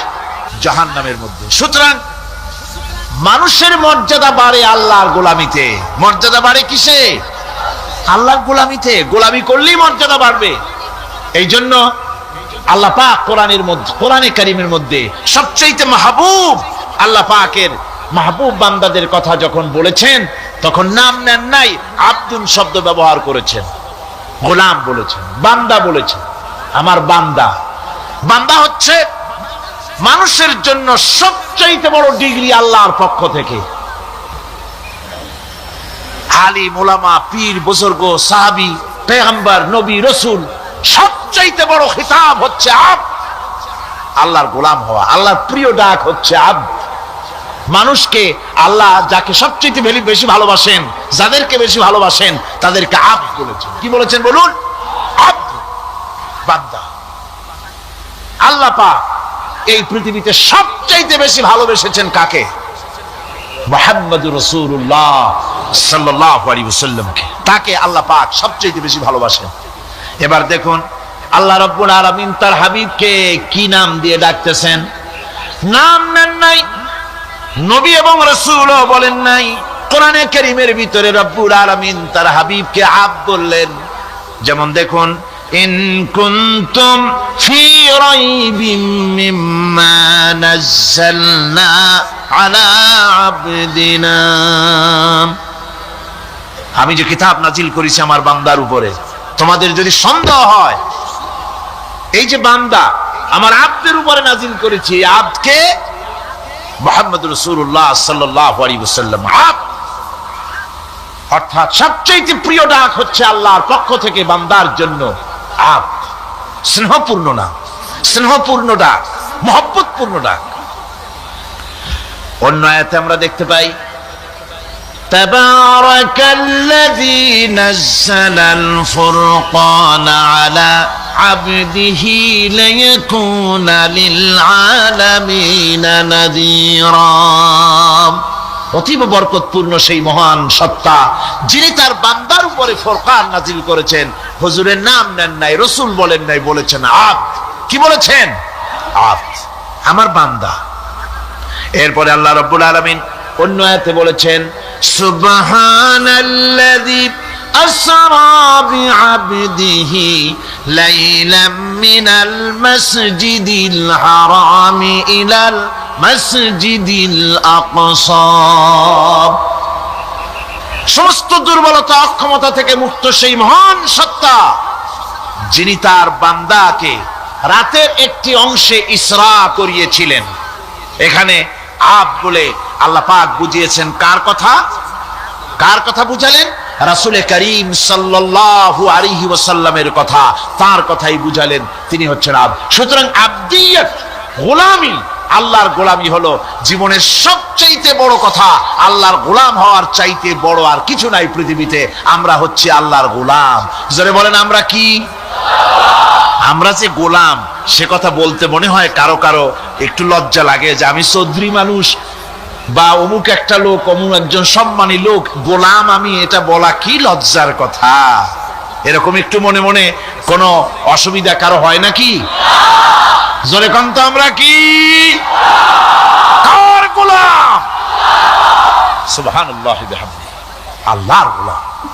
আমরা এমন মহান সত্তার গোলাম, মহান সত্তার বান্দা যার সমকক্ষ এই পৃথিবীতে কেউ নাই, আকাশেও কেউ নাই। প্রচন্ড ক্ষমতার মালিক এমন এক মহান সত্তার গোলাম আমরা। সুতরাং গোলামিটা করতে হবে সব ক্ষেত্রে। গোলামিটা হচ্ছে না আমাদের গোলামি হচ্ছে না। আমাদের জমিনে আমরা জমিন চাষ করি, আল্লাহর গোলামি সেখানে করি না। জমিন চাষ করতে গিয়ে, লাঙ্গল দিয়ে চাষ করতে গিয়ে পরের জমিনের আইল ঠেলে না, এমন এলাকা খুব কম আছে। অবশ্য চট্টগ্রামের কথা ভিন্ন, এখানে ঠেলাঠেলি করে না, এখানেও করে। তো কেমন গোলাম হলাম? জমিনে চাষ করতেছি, পরের জমিনের আইল ঠেলতেছি, যা নিষেধ করা হয়েছে আমরা সেটা করতেছি। আল্লাহ নিষেধ করছেন সুদ খেও না, আমরা সে সুদের মধ্যে যাচ্ছি। আল্লাহ নিষেধ করেছেন জুয়া খেলতে, সেই জুয়া খেলা হচ্ছে। মদ খেতে নিষেধ করেছেন, সেই মদ খাওয়া হচ্ছে। অর্থাৎ যা যা নিষেধ করা হয়েছে সমাজের মধ্যে সেগুলি বেশি করে চলতেছে, ঠিক কিনা? তাহলে কি বান্দা হতে পারলাম? বান্দা হতে পারি নাই, গোলাম হতে পারি নাই। গোলাম হতে হবে আল্লাহ পাকের। কি হতে হবে জোরে কোন? গোলাম হতে হবে জীবনের সকল ক্ষেত্রে। আল্লাহর হক বান্দার উপরে কি, আর বান্দার উপরে আল্লাহর হক কি, এ ব্যাপারে একটি হাদিস এসেছে। ওয়ান মুআজ বিন জাবাল রাদিয়াল্লাহু তাআলা আনহু قال كنت رديف النبي صلى الله عليه وسلم على حمار فقال لي يا معاذ أتدري ما حق الله على العباد وما حق العباد على الله। হযরত মুআজ বলছেন, আমি রাসূল করিম সাল্লাল্লাহু আলাইহি ওয়াসাল্লামের গাধার পৃষ্ঠে হুজুরের পেছনে বসা ছিলাম। হুজুর আমাকে জিজ্ঞেস করলেন, মুআজ তুমি কি জানো বান্দার উপরে আল্লাহর হক কি আর আল্লাহর উপরে বান্দার হক কি? কুলতু আল্লাহু ওয়া রাসূলুহু আ'লাম। বললাম, আল্লাহ এবং তার রাসূল খুব ভালো জানেন। আমি কি করে জানবো? আল্লাহ এবং তার রাসূল খুব ভালো জানেন। قال حق الله على العباد أن يعبدوه ولا يشركوا به شيئا। বান্দার হক হচ্ছে আল্লাহর উপরে এই যে বান্দা গোলামি করবে আল্লাহ, ইবাদত করবে আল্লাহ, আর আল্লাহর সাথে কাউকে শরীক স্থাপন করবে না। এটা হচ্ছে আল্লাহর উপরে কার হক? বান্দার হক। আর আল্লাহর হক হচ্ছে বান্দার উপর কি? ওয়া হাক্কুল ইবাদি আলাল্লাহ আল্লাহ ইউআযযিবা মান লা ইউশরিকু বিহি শাইআ।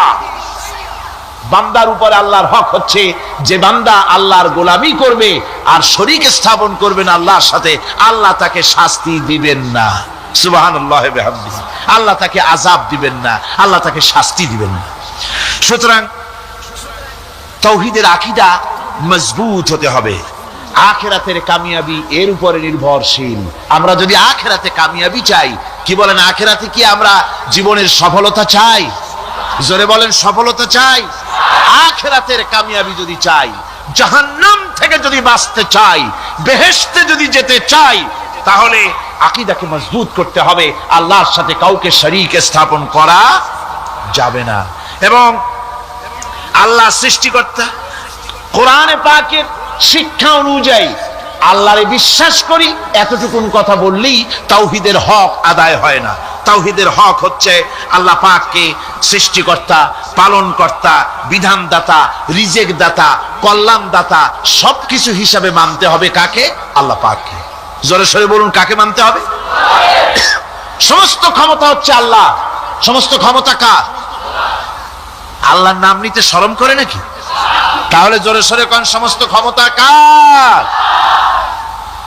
আল্লাহ রাব্বুল আলামিনের এত বড় ক্ষমতা, সাগরকে নগর বানাতে পারেন, নগরকে সাগর বানিয়ে দিতে পারেন, এতিমকে রাষ্ট্রের মালিক বানায় দিতে পারেন, ধনীকে গরিব বানায় দিতে পারেন, গরিবকে ধনী বানায় দিতে পারেন, মৃত্যুকে জিন্দা করতে পারেন, জিন্দাকে মৃত্যু করে দিতে পারেন, পথের লোককে ধরে প্রেসিডেন্ট বানায় দিয়া ফুলের মালা দিয়া গলা থেকে পা পর্যন্ত ভরে দিতে পারেন।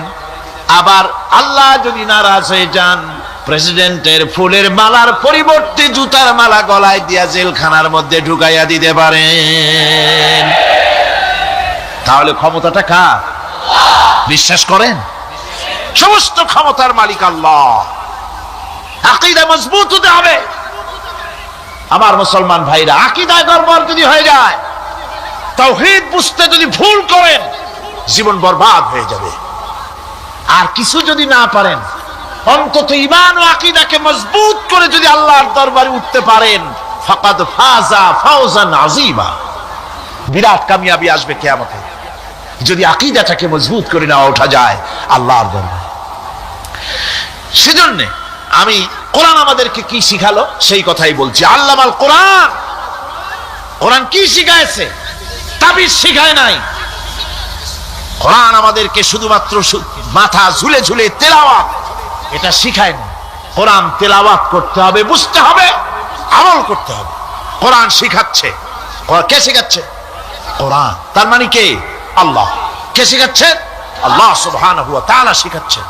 বান্দা শোনো ভালো করে।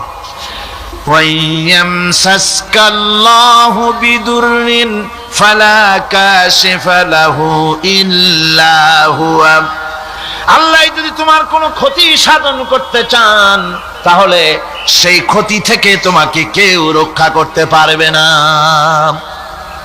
এটা হবে ঈমান। এটা কি? এই ঈমান যদি মনের মধ্যে আসে, আপনি বিরাট শক্তিশালী বিপ্লবী শক্তিতে পরিণত হয়ে যাবেন। আপনার যদি ঈমান থাকে যে দুনিয়ার কোন গুলির উপরে, কোন বুলেটের উপরে যদি আমার নাম লেখা থাকে, সারা পৃথিবী ওই গুলিবিদ্ধ হওয়া থেকে আমাকে বাঁচাইতে পারবে না। আর কোন গুলির উপরে, কোন বুলেটের উপরে যদি আমার নাম লেখা না থাকে, তাহলে গোটা বিশ্ব একজনে প্রচেষ্টা করেও আমাকে গুলিবিদ্ধ করতে, এটার নাম কি? ঈমান। তাই আল্লাহ বলছেন যে আমি যদি কারো ক্ষতি করি, তাহলে এই ক্ষতি থেকে তাহলে তাকে কেউ বাঁচাইতে, ওয়াইয়ামসাসকা বিখাইরিন ফাহুয়া আলা কুল্লি শাইইন কাদির। আর আল্লাহ রাব্বুল আলামিন যদি কারো কল্যাণ করতে চান, তাহলে তার কল্যাণকে কেউ ফিরায় দিতে পারে না, কল্যাণ থেকে কেউ তাকে কল্যাণ থেকে মাহরুম করে দিতে পারে না।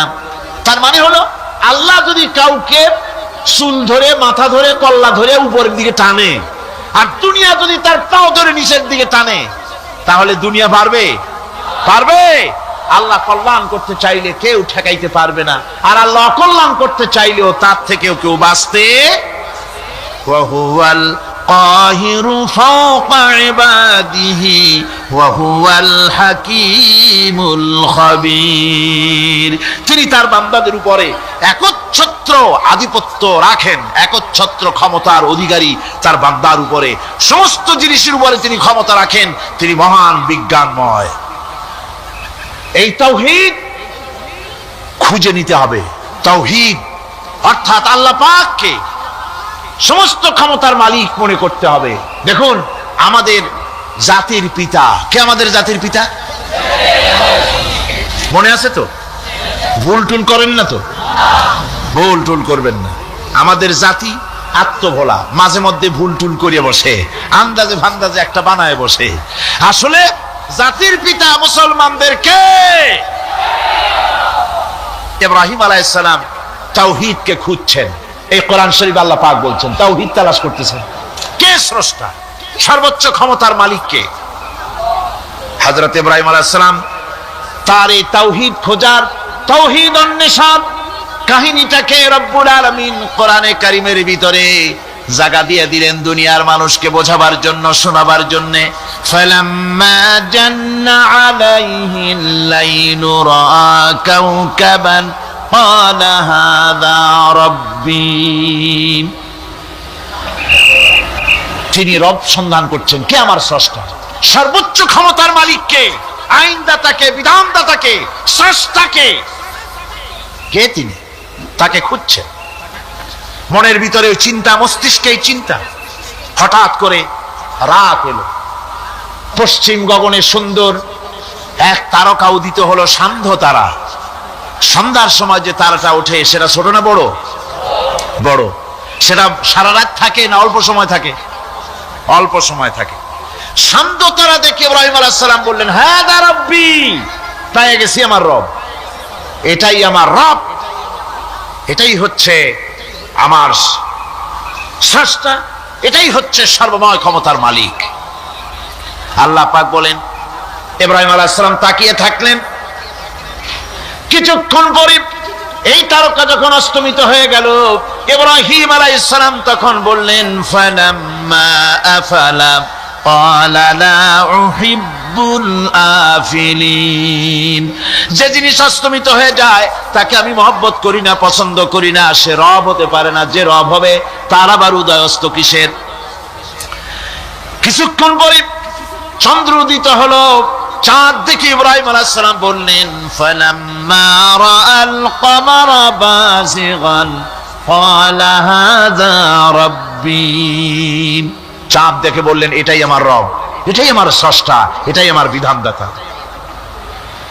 ফালাম্মা আফালা ক্বালা লাইন লাম ইয়াহদিনি রাব্বী লাআকুনান্না মিনাল কওমিদ যাল্লিন।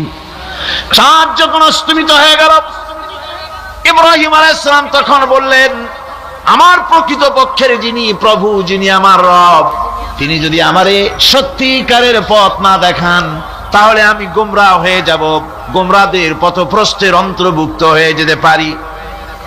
চিন্তা করতেছেন আমার রবকে, তারকা দেখলাম অস্তমিত হয়ে গেল, চাঁদ দেখলাম ডুবে গেল, তাহলে আমার রবকে সকাল চলে যাওয়ার পর যখন দেখলেন পূর্ব দিগন্ত থেকে সূর্য উদিত হয়েছে ডগমগ করে, সূর্যকে দেখে তিনি বললেন, ফালাম্মা রা'a আশ-শামসা বাযিগাতান ক্বালা হাযা রাব্বী হাযা আকবার।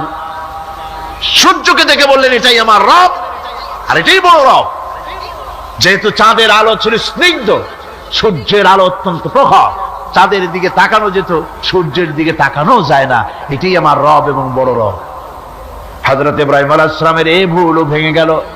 সন্ধ্যার আগমনে সূর্য যখন অস্তমিত হয়ে গেল, ইব্রাহিম আলাইহিস সালাম তখন ঘোষণা করলেন, ফালাম্মা আফালাত ক্বালা ইয়া কওমি ইন্নী বারিউম মিম্মা তুশরিকুন। সূর্য অস্তমিত হয়ে গেলে পরে তিনি বললেন, ইয়া কওমে, ও আমার জাতি, তোমরা যে জিনিস দিয়ে শিরক করো আল্লাহ রাব্বুল আলামিনের সাথে, আমি তার থেকে সম্পূর্ণ মুক্ত, আমি তোমাদের অন্তর্ভুক্ত, মুশরিক নই। আমার রবকে আমি চিনে ফেলেছি, সুবহানাল্লাহ, আমার রবকে আমি চিনেছি। ইব্রাহিম আলাইহিস সালাম ঘোষণা করলেন, ইন্নী ওয়াজ্জাহাতু ওয়াজহিয়া লিল্লাযী ফাতারাস সামাওয়াতি ওয়াল আরদা হানিফা। জানেন আপনারা এটা? পড়েন, ইন্নী ওয়াজ্জাহাতু ওয়াজহিয়া লিল্লাযী ফাতারাস সামাওয়াতি ওয়াল আরদা হানিফা ওয়ামা আনা মিনাল মুশরিকিন। নিশ্চয়ই আমার এই মুখমণ্ডলকে ফিরাই দিলাম, দুনিয়ার সব দিক থেকে মুখ ফিরাইয়া আমার এই মুখ ফিরালাম সেদিকে, সেই স্রষ্টার দিকে যিনি আকাশ, জমিন, চন্দ্র, সূর্য, গ্রহ, নক্ষত্র, সৌররাজি, মানব মণ্ডলী সব কিছুকে যিনি সৃষ্টি করেছেন, আমি তার দিকে আমার মুখকে ফিরিয়ে দিলাম। তিনি ছাড়া কোনো রব নাই, প্রভু নাই, আর আমি মুশরিকদের অন্তর্ভুক্ত নহি। হযরত ইব্রাহিম আলাইহিস সালাম তাওহীদকে বুঝে ফেললেন, আল্লাহকে চিনে ফেললেন। আমার বন্ধুগণ, আজ মুসলমান হয়ে আমরা আল্লাহকে চিনতে পারি নাই, আল্লাহর ওয়াহদানিয়তকে আমরা বুঝতে পারি নাই। একদিকে আমরা মুসলমানও, আর একদিকে আমরা মূর্তিও গড়ি, আবার মূর্তির পূজাও আমার মুসলমানেরা করে থাকে। জোরে কর নাউজুবিল্লাহ। ভাস্কর্যের নাম করে মূর্তি তৈরি করা হচ্ছে বিভিন্ন জায়গায়, হচ্ছে না? আমার ভাইয়েরা, ভাস্কর্যের নাম করে, চেতনার নাম করে শহরে শহরে, বিশ্ববিদ্যালয়ের অঙ্গনে মূর্তি বানানো হতেছে, আর বলা হচ্ছে অমুক চেতনা, এটা অমুকের চেতনা, তমুকের চেতনা, এটা ভাস্কর্য বলা হতেছে। আসলে সমস্ত মূর্তি হতেছে মূর্তি। এই মূর্তিগুলি বিনাশ করার জন্যই আল্লাহর নবী এসেছিলেন। হুজুরকে প্রশ্ন করা হয়েছে, লিমা বয়স্তা, কেন প্রেরিত হয়েছেন, দুনিয়ায় কেন এসেছেন? নবী বলেছেন, বয়স্তুরে কাসরিল আসনাম, এসেছি পৃথিবীর বুকে মূর্তি বিনাশ করার জন্য। জোরে বলেন সুবহানাল্লাহ। মূর্তি ধ্বংস করার জন্য এসেছি। আল্লামা ইকবাল, বিশ্ব কবি, কবি সম্রাট আল্লামা ইকবাল বলছেন, বুত সেকন উঠে গে বাকি জু রহে বুতগর হ্যাঁ, बुत शकन उठ गए बाकी जू रहे बुतगर है, था बेराहिम पिदर और पिसर आजर है। बुत शकन उठ गए, যারা প্রতিমা ভাঙতে এসেছিল পৃথিবীতে তারা বিদায় হয়ে গিয়েছেন। আজকে যারা বেঁচে আছে তারা ইসলামের নামে, মুসলমানের নামে প্রতিমা তৈরি করছে, মূর্তি তৈরি করছে। था बेराहिम पिदर और पिसर आजर है। এক সময় ছিল এমন যখন আজরের ঘরে ইব্রাহিম পয়দা হয়েছে, আর আজ ইব্রাহিমের ঘরে আজর পয়দা হচ্ছে। বন্ধুগণ, আল্লাহর ইবাদত পরিপূর্ণভাবে আল্লাহর জন্যই হতে হবে। মূর্তির সাথে মূর্তি তৈরি করার সংস্কৃতির সাথে মুসলমানদের কোনো সম্পর্ক থাকতে পারে না। জোরে বলেন, পারে? পারে না। বিশ্ববিদ্যালয়ের অঙ্গনে, রাস্তার মোড়ে মোড়ে চেতনার নাম করে মূর্তি যারা বানাচ্ছেন গায়ের জোরে, আল্লাহর কসম, আল্লাহর দরবারে উঠতে হবে একদিন, সেদিন মজা টের পাবে। কারে বলে চেতনা? মূল চেতনা তো সেদিন জাগ্রত হবে।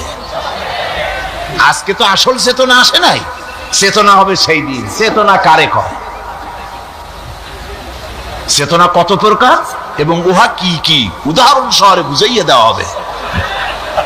আমার ভাইরা, মাথা জায়গায় যেয়ে দেখবেন কি, শুধু মাথাই দেখবেন, আপনারও একটা মাথা, দেখবেনও মাথা। আল্লাহ পাক তো গোটা ময়দান ভরে দিয়েছেন, আলহামদুলিল্লাহ। আমি প্রথম দিন বলেছিলাম, কোরআনের মাহফিলের চাইতে শ্রেষ্ঠ মাহফিল আল্লাহর আকাশের নিচে জমিনের উপরে আর নাই। হাদিস শরীফের ভিতরে এসেছে, এই মাহফিলে যখন আপনি আসতেছিলেন, হাজার হাজার ফেরেশতা আপনার পেছনে পেছনে এসেছে, আপনার আমলনামায় নেকি লিখেছে। রাসূলুল্লাহ বলছেন, বান্দারা যখন কোরআন শোনার জন্য, আল্লাহর জিকিরের জন্য, কোরআনের জন্য যখন বসে যায়, আল্লাহর রহমতের ফেরেশতারা মাহফিলের চতুর্দিকে তারা ঘিরে দাঁড়িয়ে যায় আকাশ পর্যন্ত। এই মাহফিল ঘেরাও হয়ে আছে ফেরেশতা দিয়া। কি দিয়া? কার কথা? আল্লাহ রাসূলের কথা। ফেরেশতা দিয়ে গোটা মাহফিল ঘেরাও হয়ে আছে, আকাশ পর্যন্ত তারা দাঁড়িয়ে আছে। ফেরেশতারা বলতে থাকে, রব্বুল আলামিন, তোমার বান্দারা যতক্ষণ রাস্তায় ছিল ততক্ষণ নেকি লিখেছি, এখন মাহফিলে বসে গেছে, এখন কি করি? আল্লাহ পাক বলেন, আমার ফেরেশতারা, আমার বান্দারা যতক্ষণ মাহফিলে বসে থাকবে, ওদের প্রত্যেক শ্বাস এবং প্রশ্বাসের বিনিময়ে 10-10 করে নেকি লিখতে থাকো। প্রত্যেকটি শ্বাস প্রশ্বাসের বিনিময়ে নেকি লেখা হচ্ছে। সুবহানাল্লাহ। আপনারা পাড়ায় জান্নাতে বসে আছেন।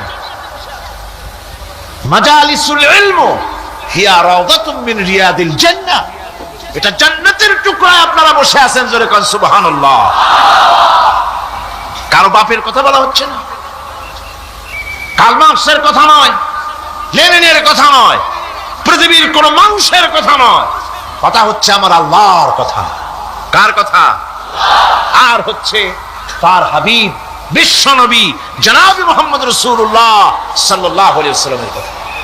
আমার ভাইয়েরা, সুতরাং তাওহীদ, তাওহীদ, তাওহীদকে বুঝতে হবে, বিশ্বাস করতে হবে, তাওহীদের উপরে জীবন গড়তে হবে।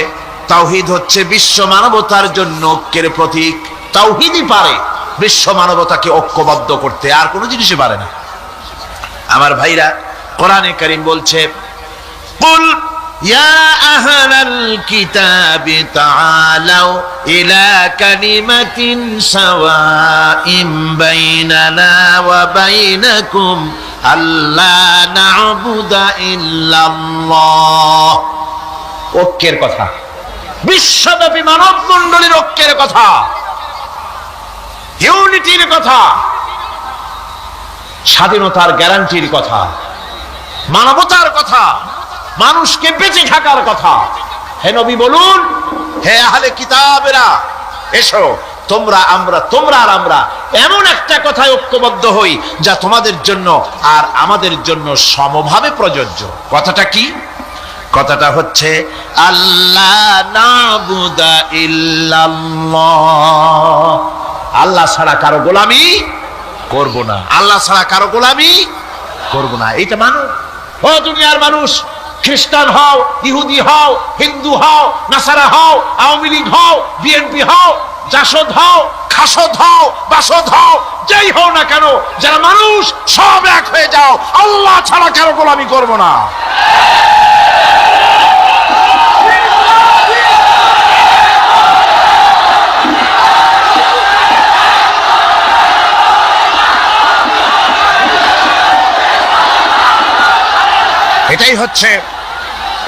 এটাই হচ্ছে আল্লাহ পাকের পক্ষ থেকে গোটা বিশ্ব মানবতার ঐক্যের বাণী, বিশ্ব মানবতার ঐক্যের কথা।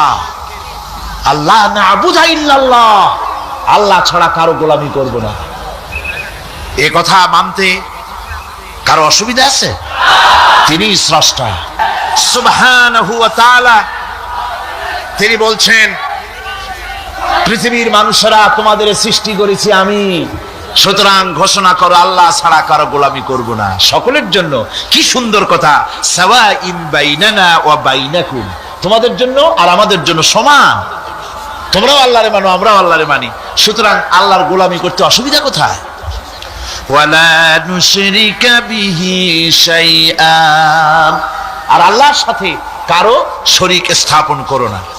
ওয়ালা ইয়াত্তাখিযা বা'দুনা বা'দান আরবাবাম মিন দুনিল্লাহ, আর আল্লাহ ছাড়া কাউকে রব বলে মেনে নেব না, সুপার পাওয়ার বলে মেনে নেব না, আইনদাতা বিধানদাতা হিসেবে মেনে নেব না।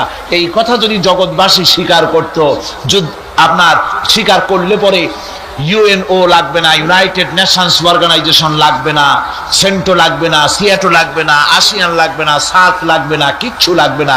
এই তিনটা কথা মানলেই সারে দুনিয়াবাসী। কয়টা কথা? আজকে শান্তি হয়ে গেছে পৃথিবীর মানুষের কাছে। সোনার হরিণ, সোনার হরিণ আছে নাকি? নাই। সোনার হরিণ যেমন ঘোড়ার ডিম, ঘোড়ার ডিম বোঝেন তো, নামে আছে কাজে নাই। সোনার হরিণ ওই রকম। শান্তি আজকে পৃথিবীর মানুষের কাছে সোনার হরিণ।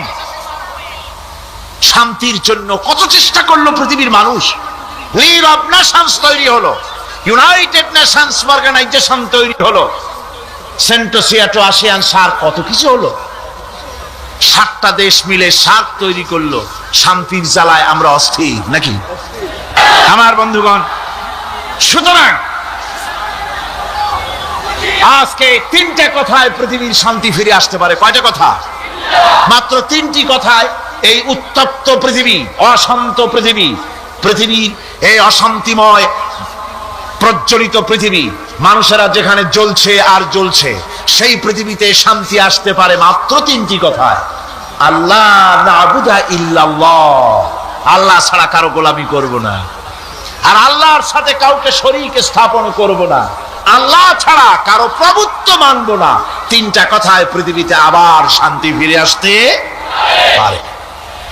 সুতরাং আমি তাওহীদের কথা আপনাদের বলতেছিলাম। কিসের কথা বলতেছি?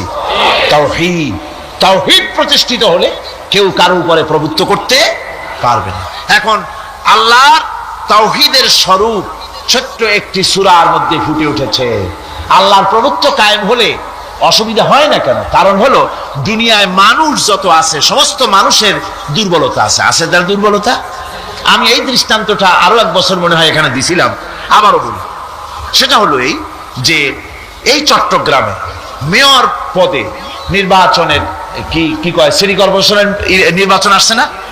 মেয়র পদে অনেকে দাঁড়াইছে, দাঁড়ায়া সব নির্বাচনী ওয়াদা করছেন। কেউ বলছে চট্টগ্রামকে সোনা দিয়ে মুড়িয়ে দেবো, কেউ বলছে চিটাগং শহরকে আপনাদের লোট্টা ফিশার কেনা লাগবে না, বাড়ি বাড়ি পৌঁছায় দেবো, শুটকি মাছ খাওয়াই দেবো খুব ভালো করিয়া, রাস্তাঘাটের অভাব হবে না, আনন্দের চোটে, ফুর্তির চোটে, আরামের চোটে শুধু শীত হয়ে মরবেন, বুঝলেন? নানান রকমের ওয়াদা করছেন তারা। এই নির্বাচনী ওয়াদা করা হচ্ছে। আজ একজন মেয়রকে যদি দায়িত্ব দেওয়া হয় যে চট্টগ্রামে 6 বছরের যত বাচ্চা আছে, এই বাচ্চাদের মধ্যে কমলা লেবু বিতরণ করতে দায়িত্ব দিলাম আপনাকে, আপনি একজন মেয়র পদ প্রার্থী, 40 ট্রাক কমলা সিলেট থেকে আনা হয়েছে, সব বাচ্চাদেরকে, 6 বছরের বাচ্চাদেরকে একটা একটা করে দিবেন। এই কমলা বিতরণ করতে গিয়ে যদি দিতে দিতে যখন তিনি দেখবেন যে ওনার নিজের ছেলে সামনে এসেছে, বোনের ছেলে সামনে এসেছে, ভাইয়ের ছেলে সামনে এসেছে, তখন অন্যের চাইতে নিজের ছেলেকে, বোনের ছেলেকে 2টা কমলা বেশি দিতে ইচ্ছে করবে না? করবে কিনা? সামান্য কমলা বিতরণ করতে গিয়ে যদি বোনের ছেলেকে, নিজের ছেলেকে বেশি দিতে ইচ্ছে করে, সেই মানুষের হাতে দেশের আইন তৈরি করার, সংবিধান তৈরি করার দায়িত্ব পৃথিবীতে কোথাও দেওয়া যেতে পারে না। এই জন্যই আইন তৈরি করেছেন এমন সত্তা যার ছেলে নাই, যার মেয়ে নাই, যার বউ নাই, যার আত্মীয় স্বজন নাই। সুবহানাল্লাহি ওয়া বিহামদিহি।